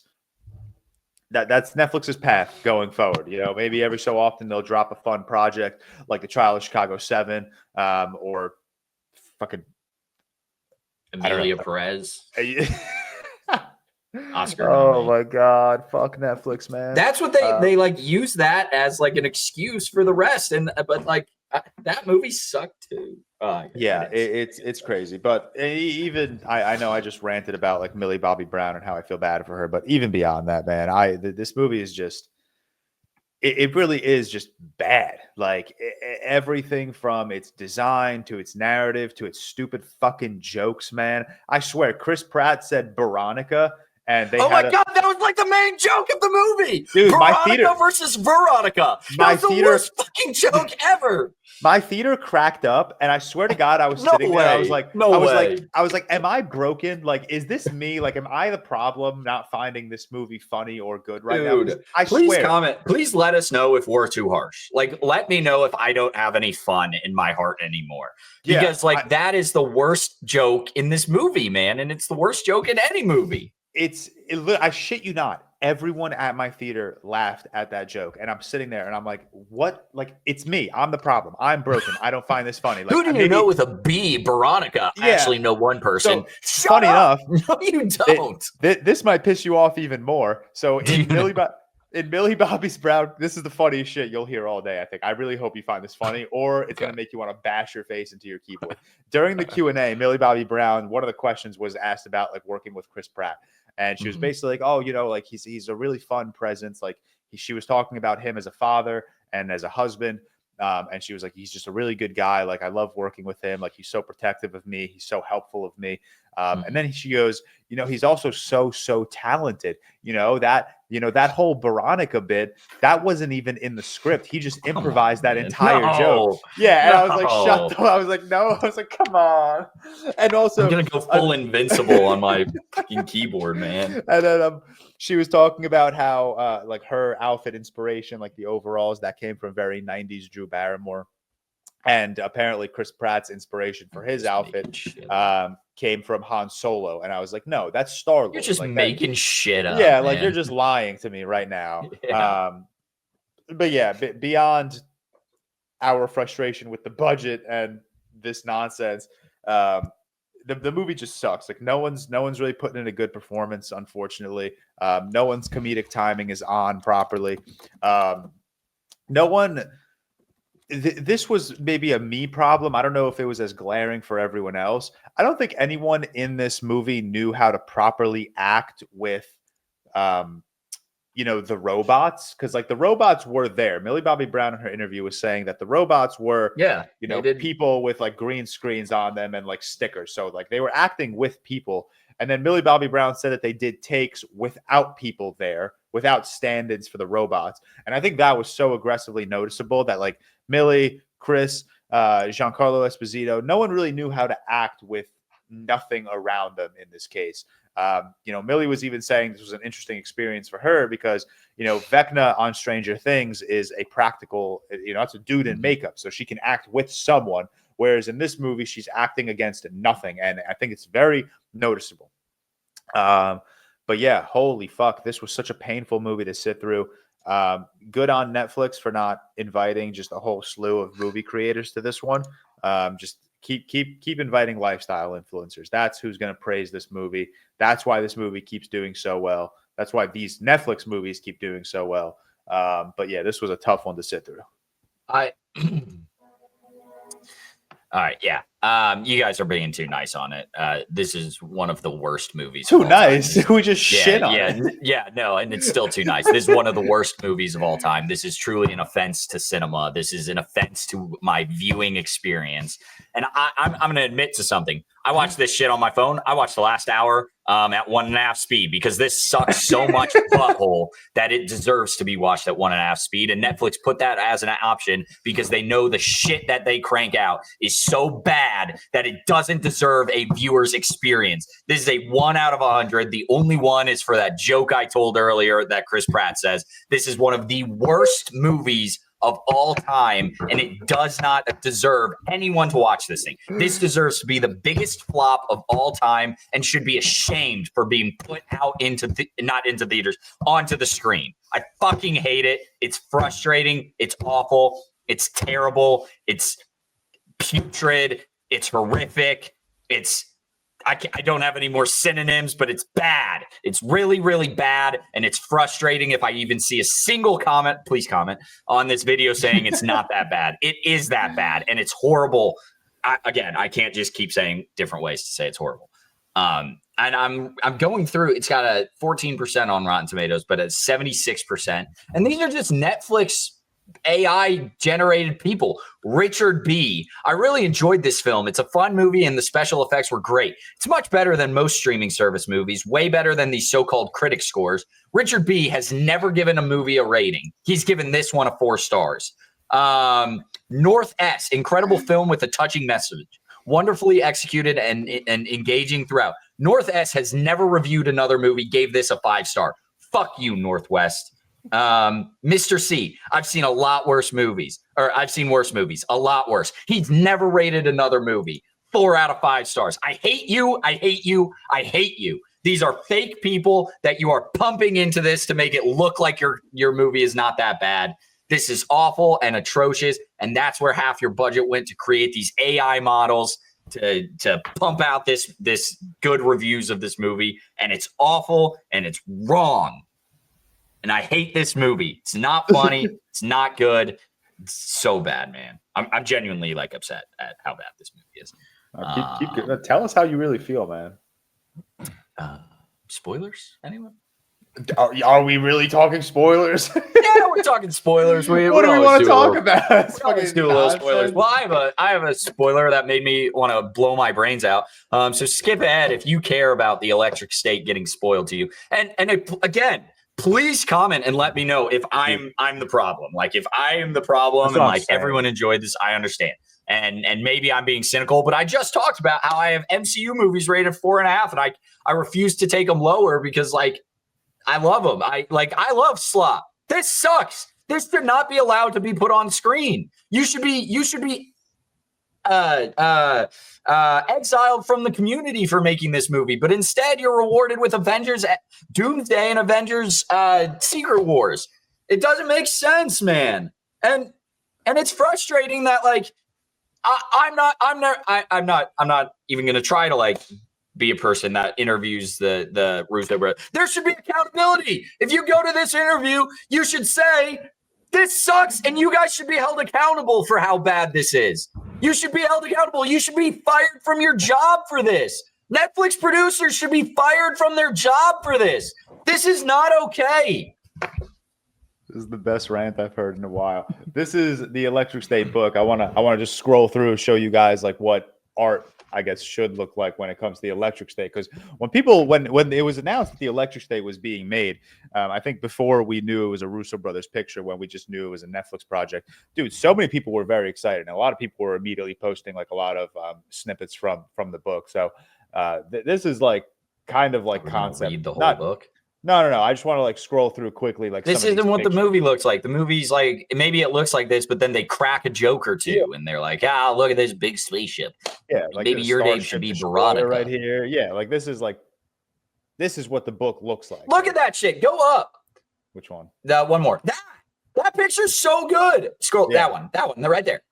That's so good. Like that means something right there. That is a human attached to a machine because they cannot cope with reality. The electric state is a human attached to a machine because they were able to get George Costanza from Seinfeld onto their project. Huh? I forgot he was in there too. Yeah. And they were like, screw it. Hook him up to this machine. No one cares. We're going to make $1 bajillion and everyone's going to watch this and eat this off our plate. Like, look at this, dude. This looks sick as fuck. Yeah. That's terrifying. But no, Mr. Peanut Head. $1 trillion to Mr. Peanut Head. Like, look at these. Look at this art, man. This could have been special. I don't know, man. This could have been special.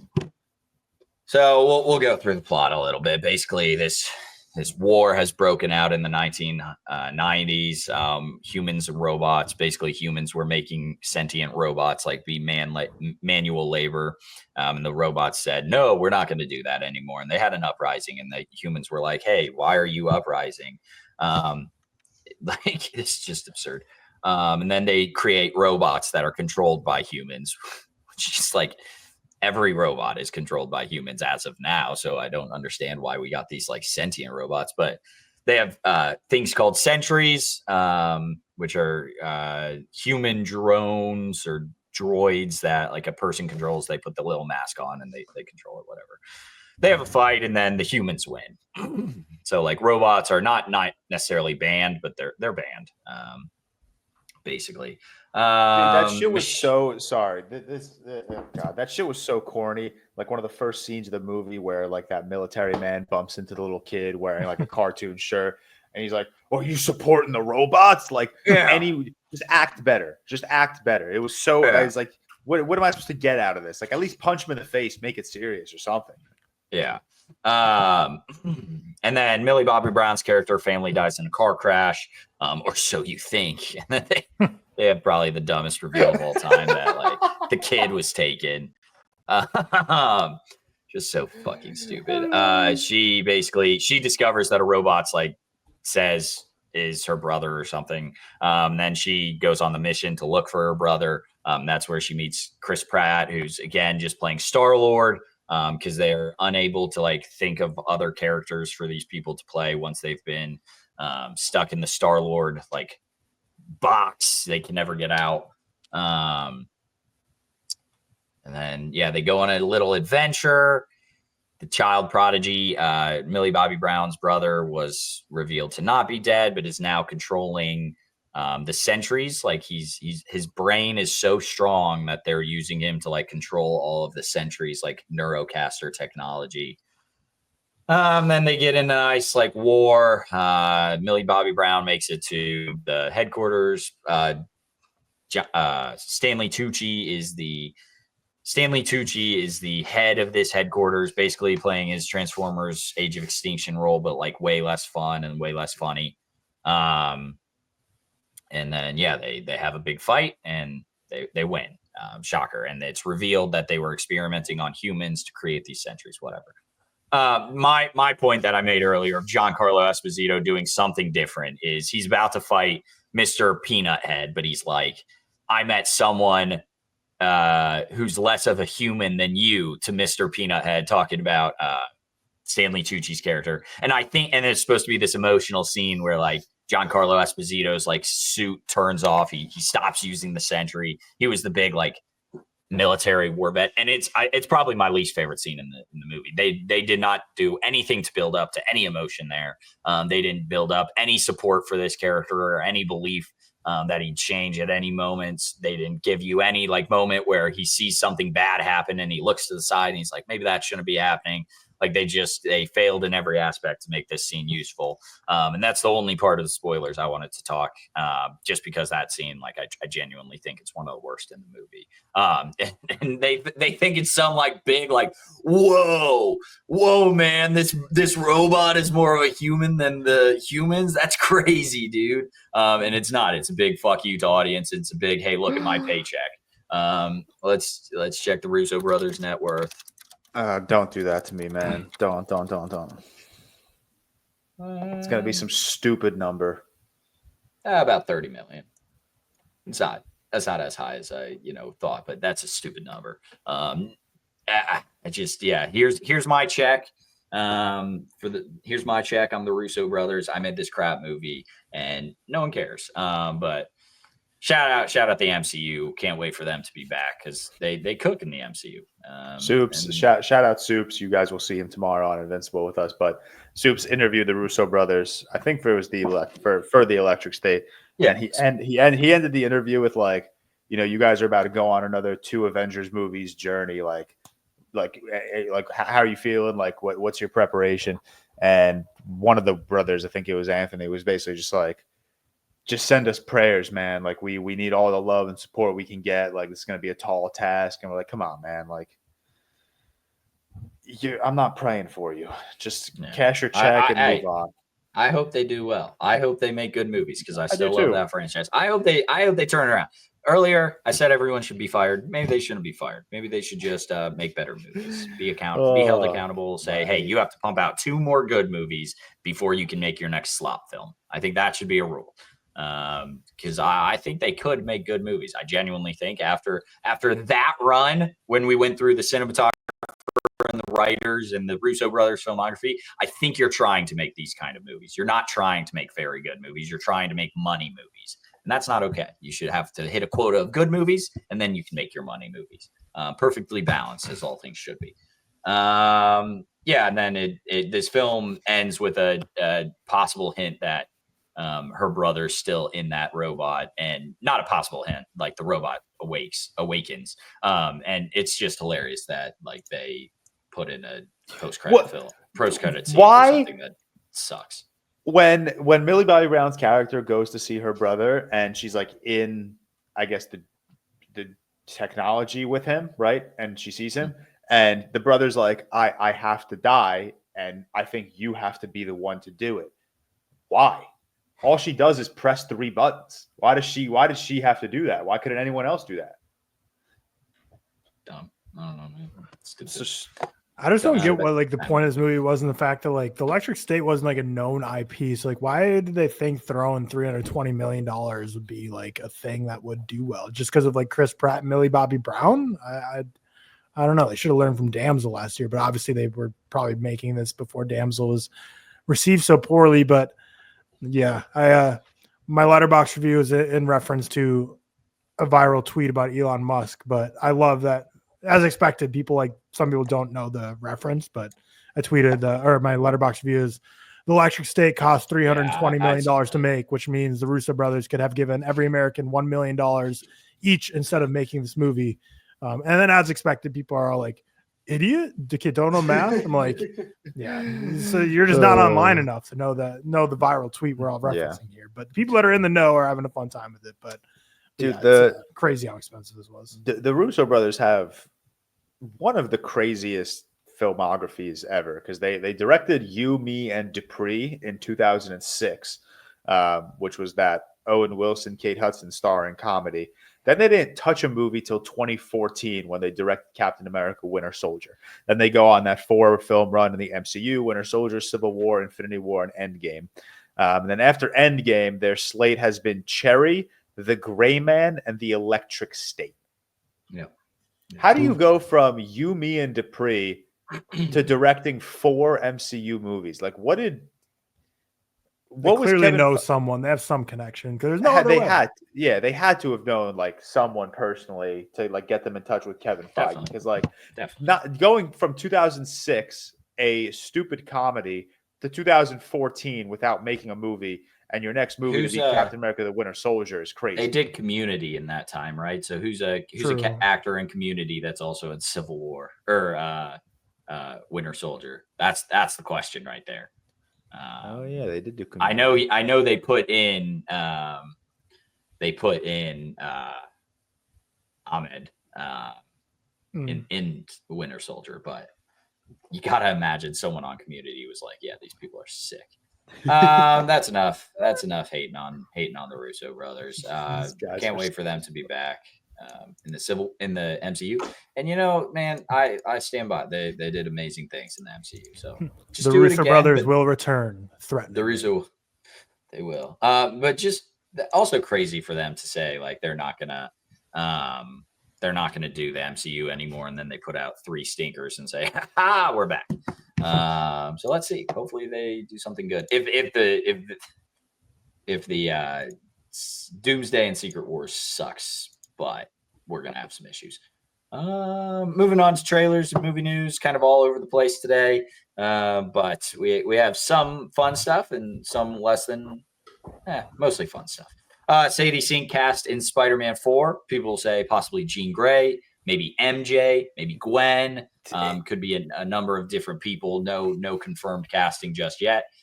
Shout out Sadie Sink, another Stranger Things gal. It's got to be MJ, right? It has to be. I don't think so, because they technically have like an MJ. Like he calls her MJ, but it's not Mary Jane Watson. I know, but yeah. But are they not think it's just gonna be a multiversal thing? Like she's gonna be multiversal MJ or something? Because didn't they say like I thought they said a few months ago that it's going to be a multiversal. Sorry, story. Not MJ, Gwen Stacy. I meant. Oh, I thought that at first, and then like most reports say like it's rumored to be Jean Grey.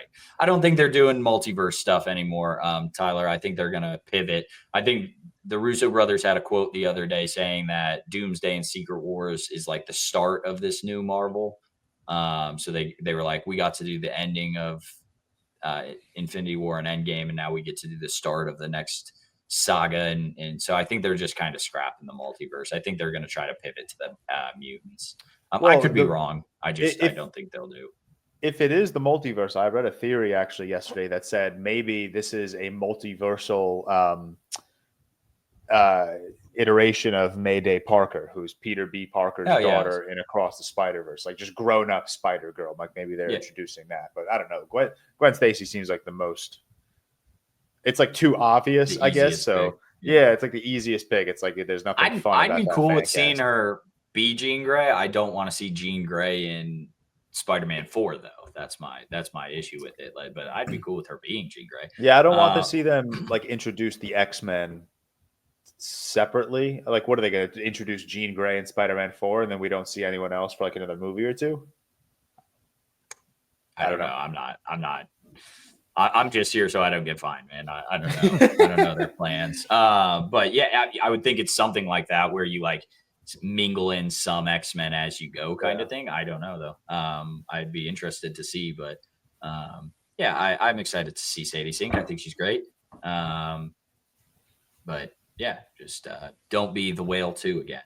The second coming of the Whale. Forgot she was in the Whale. Live action Lilo and Stitch trailer came out this week.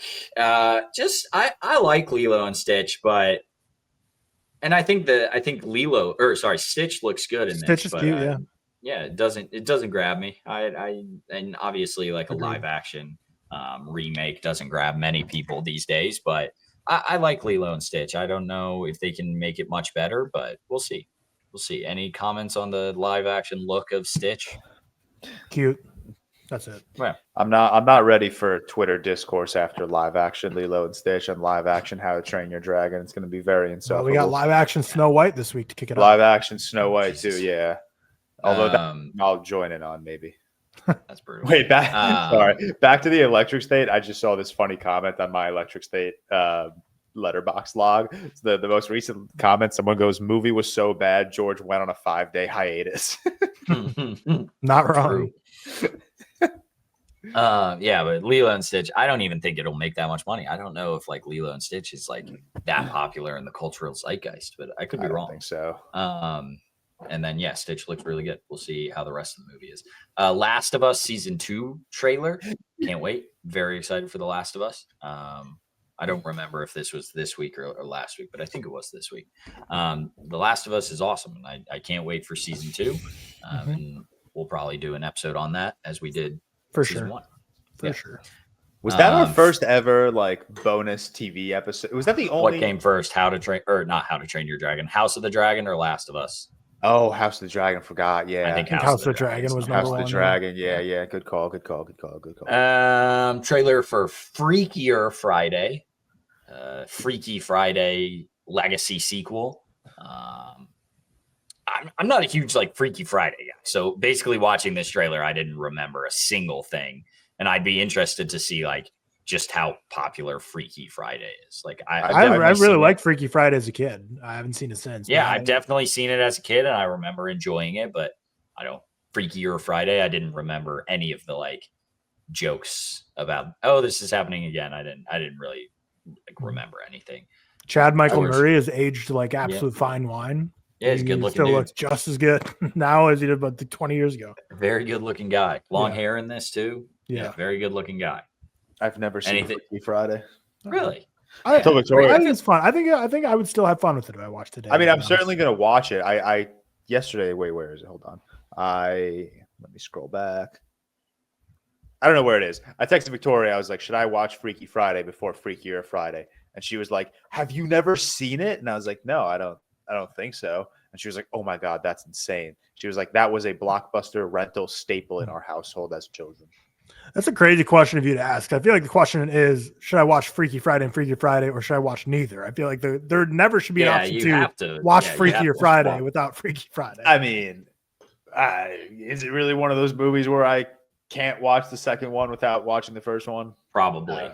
Probably. I don't think it's like a Top Gun Maverick situation where it's like its own story. But even that, you should watch. I will watch Freaky Friday. Maybe I'll watch it tonight before White Lotus. No, I won't. Actually. Trailer for F1. One of the most. What was the budget for F1? Because it was high. F1. I'm getting budget cap for the actual. Yeah. And my Chrome defaulted to Yahoo, even though it says Google is still my F1. $300 million. Yeah, and people, I knew it was like a super high budget. People were like losing it over that. Shit. The Electric State was $20 more million for what? I don't know. We already did that. But yeah, no, it's a major budget, so I'm interested to see if it like performs very well. Joseph Kosinski, obviously Brad Pitt, my king. I don't know who else is in it. I'm so sorry. Do you guys have any clue? I don't know. Yeah, F1 doesn't move the needle for me, but Brad Pitt, Damson Idris, Kerry Condon, Tobias Menzies, Javier Bardem, and Javier Bardem. I hope Gran Turismo guy. Tyler Shea Wiggum. Is he in that it? dude pops up in things. Hell yeah! I hope Gran Turismo guy makes a cameo, like the final race. Brad Pitt versus the racist from Gran Turismo. F1 also, we got back Claudio Miranda, who's the cinematographer, who is a frequent of Joe Kosinski's. He did Top Gun Maverick, Only the Brave, Oblivion, Tron Legacy, sick movie. He also did. And this dude's got some flow. Do you see that picture? No, his Wikipedia page does not have a picture. Oh, okay. I'm on Letterboxd. He's got some flow. Yeah, He's got crazy hair. But Joseph Kosinski, if he can match the like level of like heart pounding action in like F1 with the racing as he does Top Gun Maverick, I think it'll work well for him. If he can match that, it'll be good. $300 million. That's going to be a hard budget to eclipse, though. Okay. Ted Lasso season 4 was confirmed. It was confirmed on New Heights podcast. So, guys, we're washed podcast. We're letting the Kelsey brothers get more movie news than us. We need to do better. But yeah, Ted Lasso season 4. Most of the main cast returning except Phil Dunster, who plays Jamie. It sounds like he's not. So basically, it sounds like focusing on a new women's team.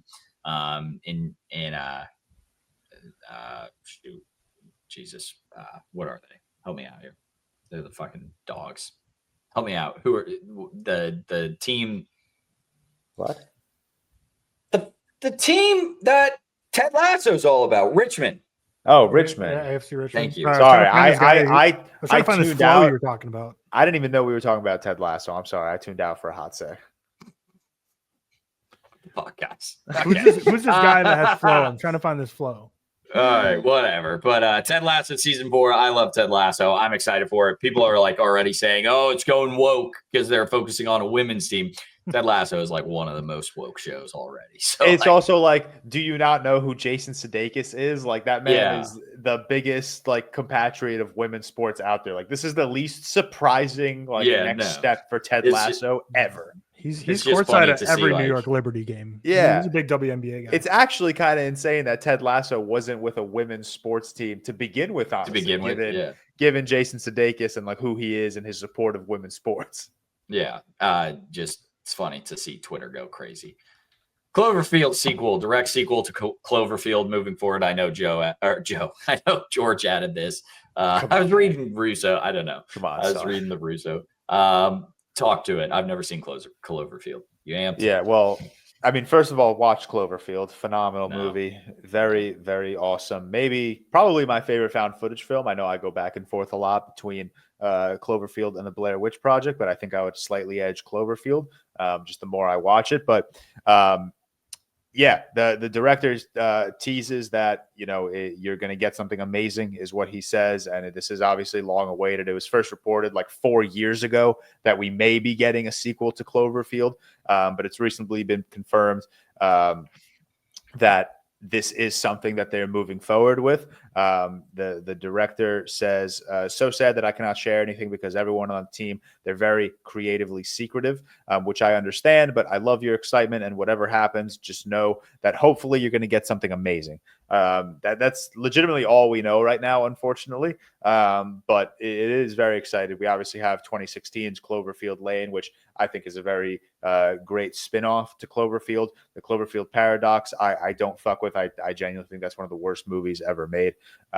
So, I'm very excited for this new Cloverfield, especially seeing it as like a direct sequel to the original. I'd be curious if we're sticking in New York with this like exact same monster, like a day after the events of Cloverfield, or is it a direct sequel in a sense? Like maybe we're like a year out of this initial invasion and we're kind of moving from there with a new civilization. So just something excited I wanted to throw on the rundown because I just saw that news this morning for the first time.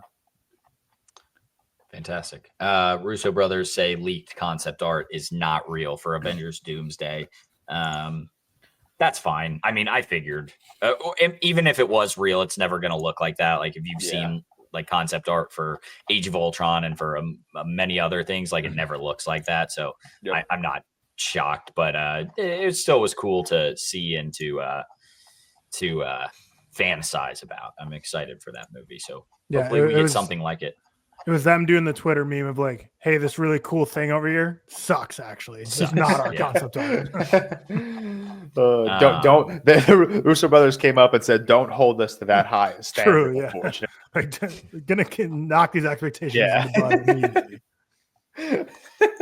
You guys watch The Electric State? That's what you should expect. That's what you should expect, yeah. That's it for movie news and trailers and such. Mr. George, you've got some sort of game for us. Some sort of fun. So it's a game. I mean, it's not a game. It's a draft, but it's a draft I've been wanting to play for a while. So I'm sure you guys have seen these on TikTok. So they're called the anti-drafts. So we'll do one with each of you, where each of you are on the outside. So I'm going to start with Cam. So Cam, I'm going to text you the draft category. Only you and I know the draft category. Ooh, fun.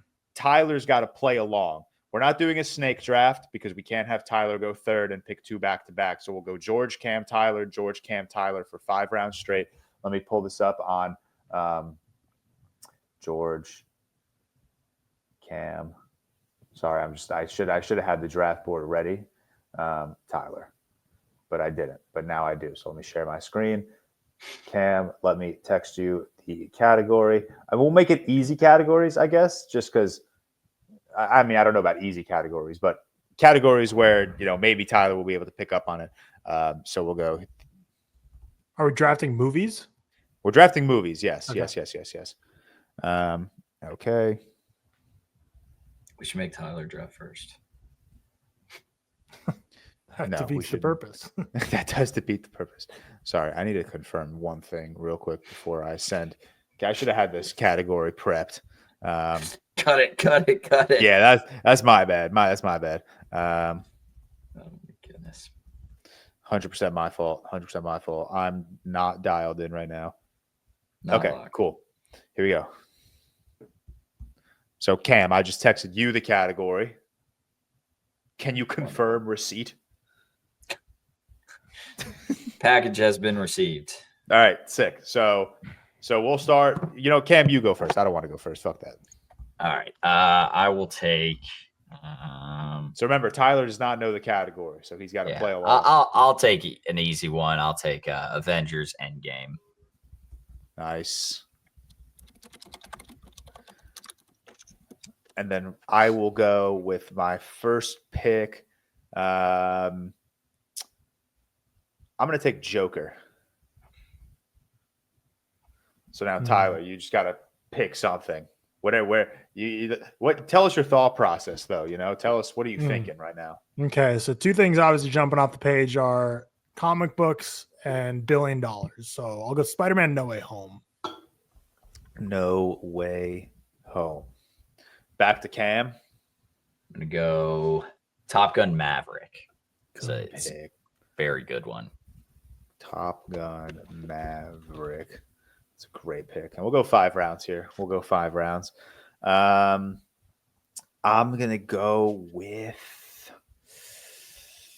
got a lot of movies in front of me with fantastic potential. You know what? I'll shout out my boy Alex Coleman. I'll go Transformers Dark of the Moon here. Hell yeah.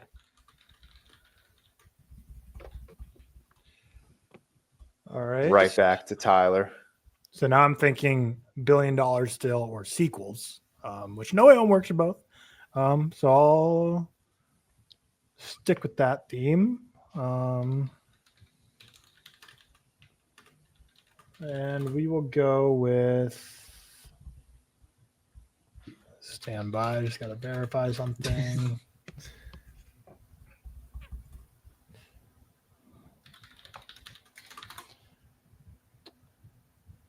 Maybe not, actually. Maybe these ones don't work. Tripping them up. Love that. Yeah, we'll go Despicable Me 3. Interesting. Hell yeah. Banger. Underrated masterpiece.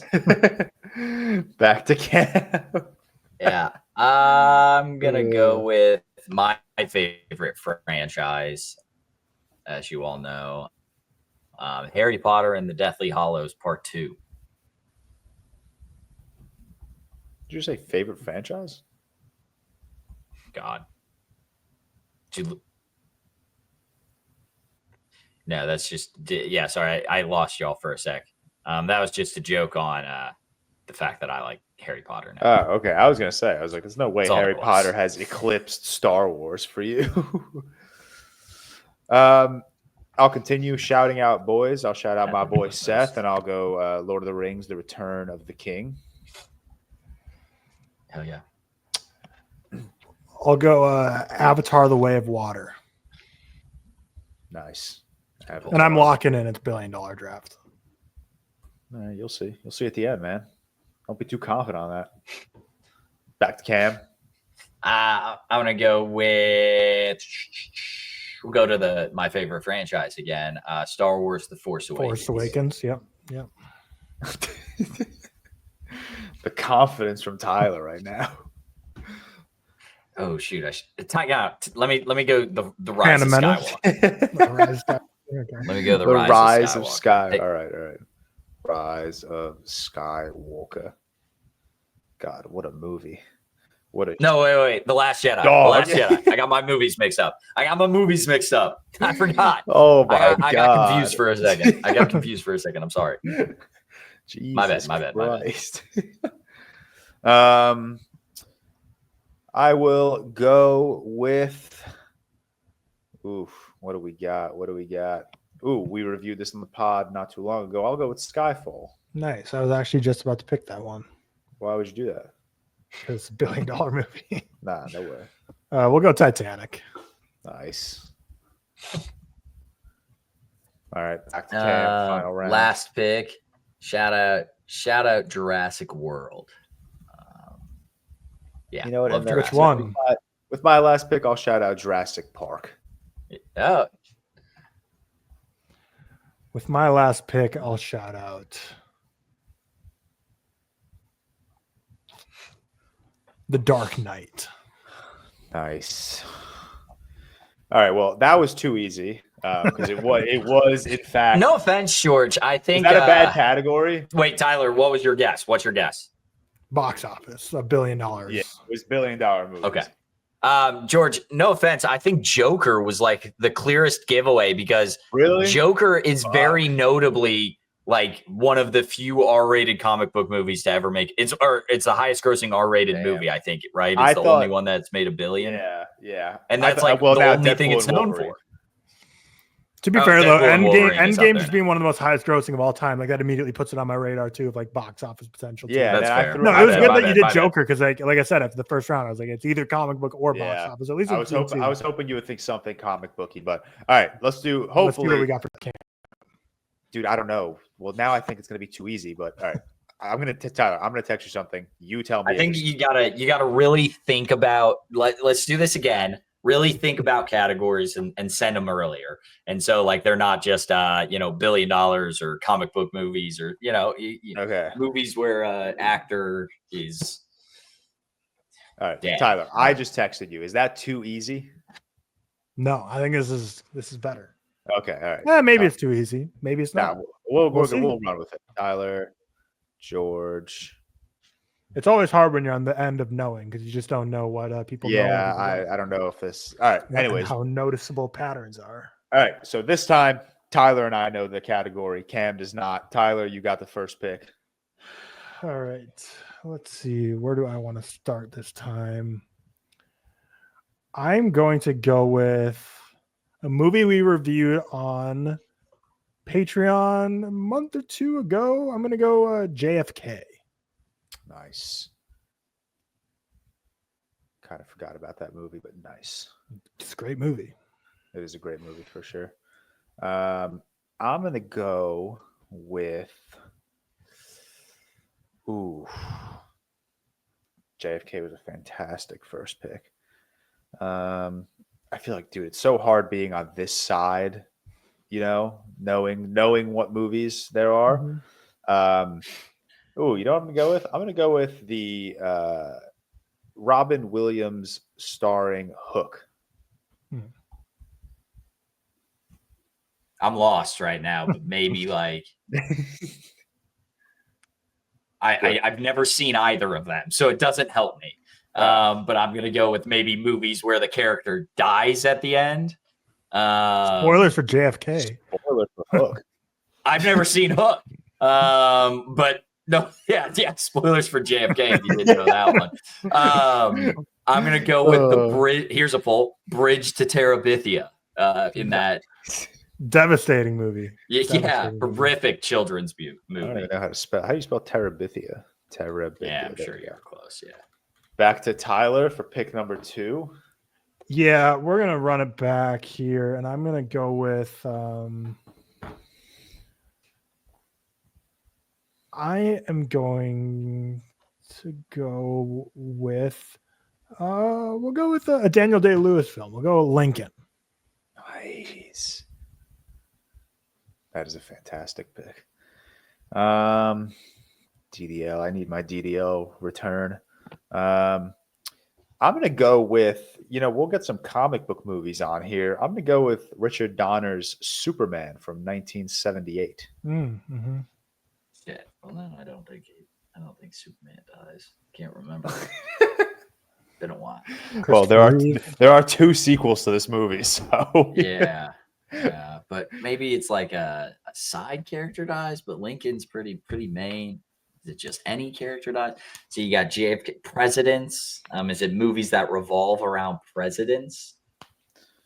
If it is, I'm gonna go with Iron Man 3. Nice, good pick. Maybe. I don't remember Superman all that well, like at all. So George is not helping me at all. Sorry. As we get into like rounds 4 and 5, we'll make it slightly easier, maybe. Maybe if we're feeling polite. But back to Tyler for pick I feel like number Tyler's 3. are too easy if it is like presidents, but well, there's one category I was trying to throw you off with, but I think I don't think I can make another one to throw you off with, like dudes who get shot in the back of the head, but I can't think of another one there. I will go with The Patriot, Mel Gibson. Good pick. piggybacking off the Patriot. I mean, I'll go with that like 1-2 punch. I'll take Home Alone. Just to make Cam's everyone's favorite double bill. Yeah, okay, such a good double bill right there. All right, this is a better category. $1 billion movies is a bad category. That's on me. The issue is the only movie. Well, okay, so obviously I've seen Home Alone, I've seen Lincoln, and I've seen Superman. The Patriot and JFK I've never seen. Hook I've never seen. I'm trying to think of like actors in Home Alone that maybe take like featuring John. What's his name? Is it John Leguizamo? No, that's not who it is. It's who's the wet bandit? Help me out. Oh, Joe Pesci. Joe Pesci, yeah. That's not it. Originally, I was thinking like biopics after you said JFK. The Patriot. Like, I don't remember a president in Home Alone. Patriot screams that there's a president. I mean, I guess not in the first Home Alone. Definitely president. Yeah, true. Yeah, make it Home Alone 2, and we're back. I actually can make it Home Alone 2. I don't think that helps you, but maybe it's a movie where a kid is like alone at some point. Like a kid is like part. I don't know. I am lost. I'm gonna go with the kid angle.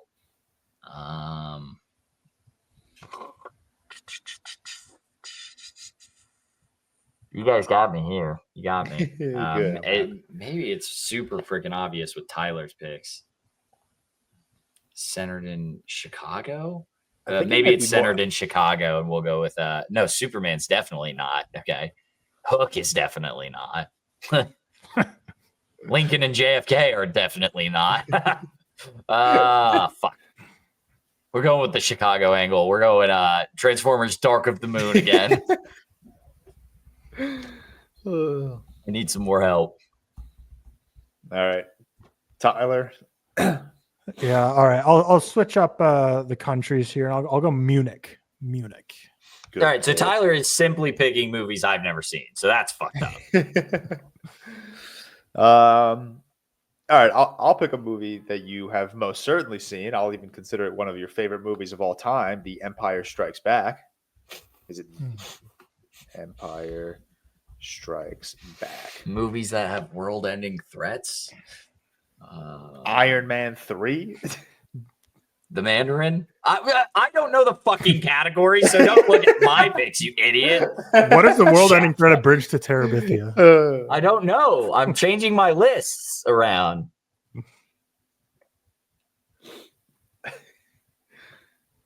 Is it where the villain wins? Maybe. Okay.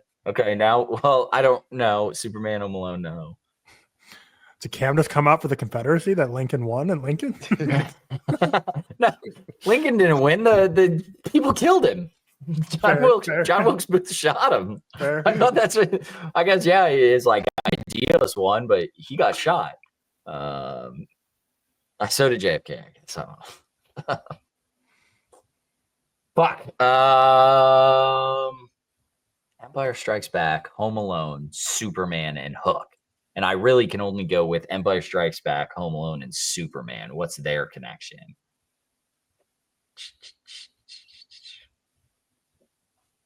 Are these like Tyler 4.5 stars? Or if so, that's like a fucked category. Yeah, that's too niche. I wouldn't do that to you.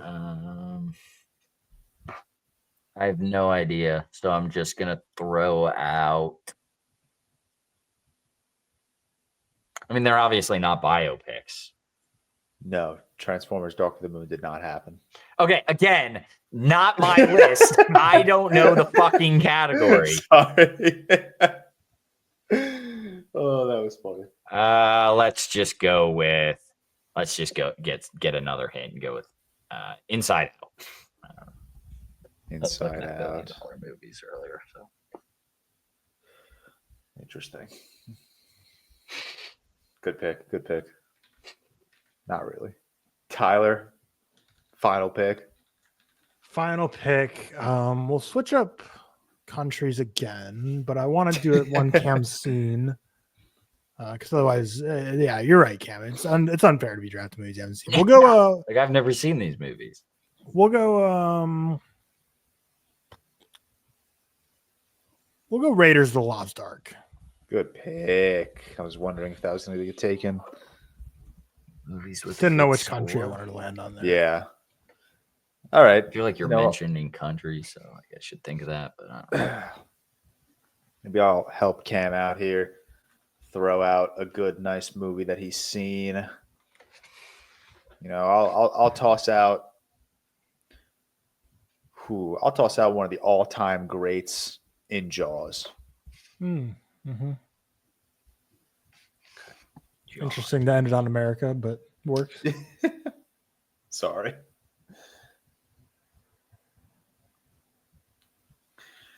Any ideas, Cam?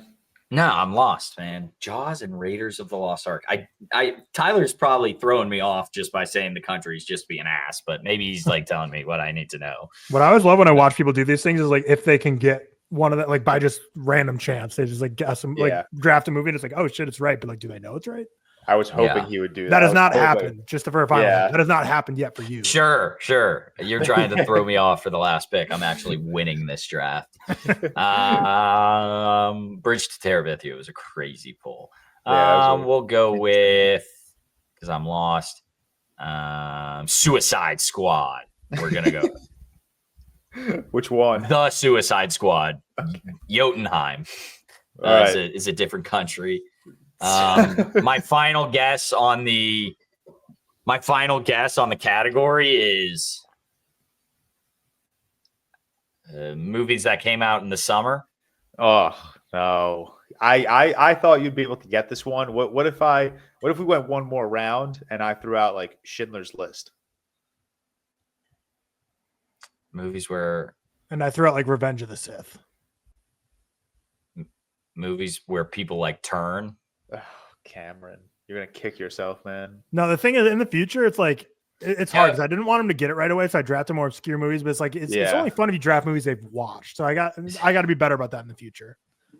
I think my five give a pretty. I mean, I would have liked if maybe like if like two movies I haven't seen, that's fine. But like 4 out of 5 did kind of throw me for a loop. Really so I got no comment down below if you're watching, if you know what it is. But George, what's the reveal? Yeah, these are Cameron. These are films composed by the maestro, Mr. John Williams. Okay. Yeah, that's good. That's a good pull. I wasn't even thinking of the score. I didn't get any of those then. Yeah, you're right. I thought I was making it a bit obvious after Superman and going Home Alone, Empire, Jaws. I clearly had some themes where I was trying to throw them off with. I wasn't thinking of anything score related, I'll be honest. Yeah. So that got me. All right, good game. Good fun stuff. All right. I'll have better categories for us. No, that's all right. That was a good category. That was a good one. All right. Fantastic episode, everybody. Thank you for joining us, Tyler and George. Seth, I hope you're enjoying the lovely Patty. Shout out to our executive producers, Stefan Johnson, Alex Kephart, and Cody Whitney. We appreciate the support a ton. Couldn't do it without y'all.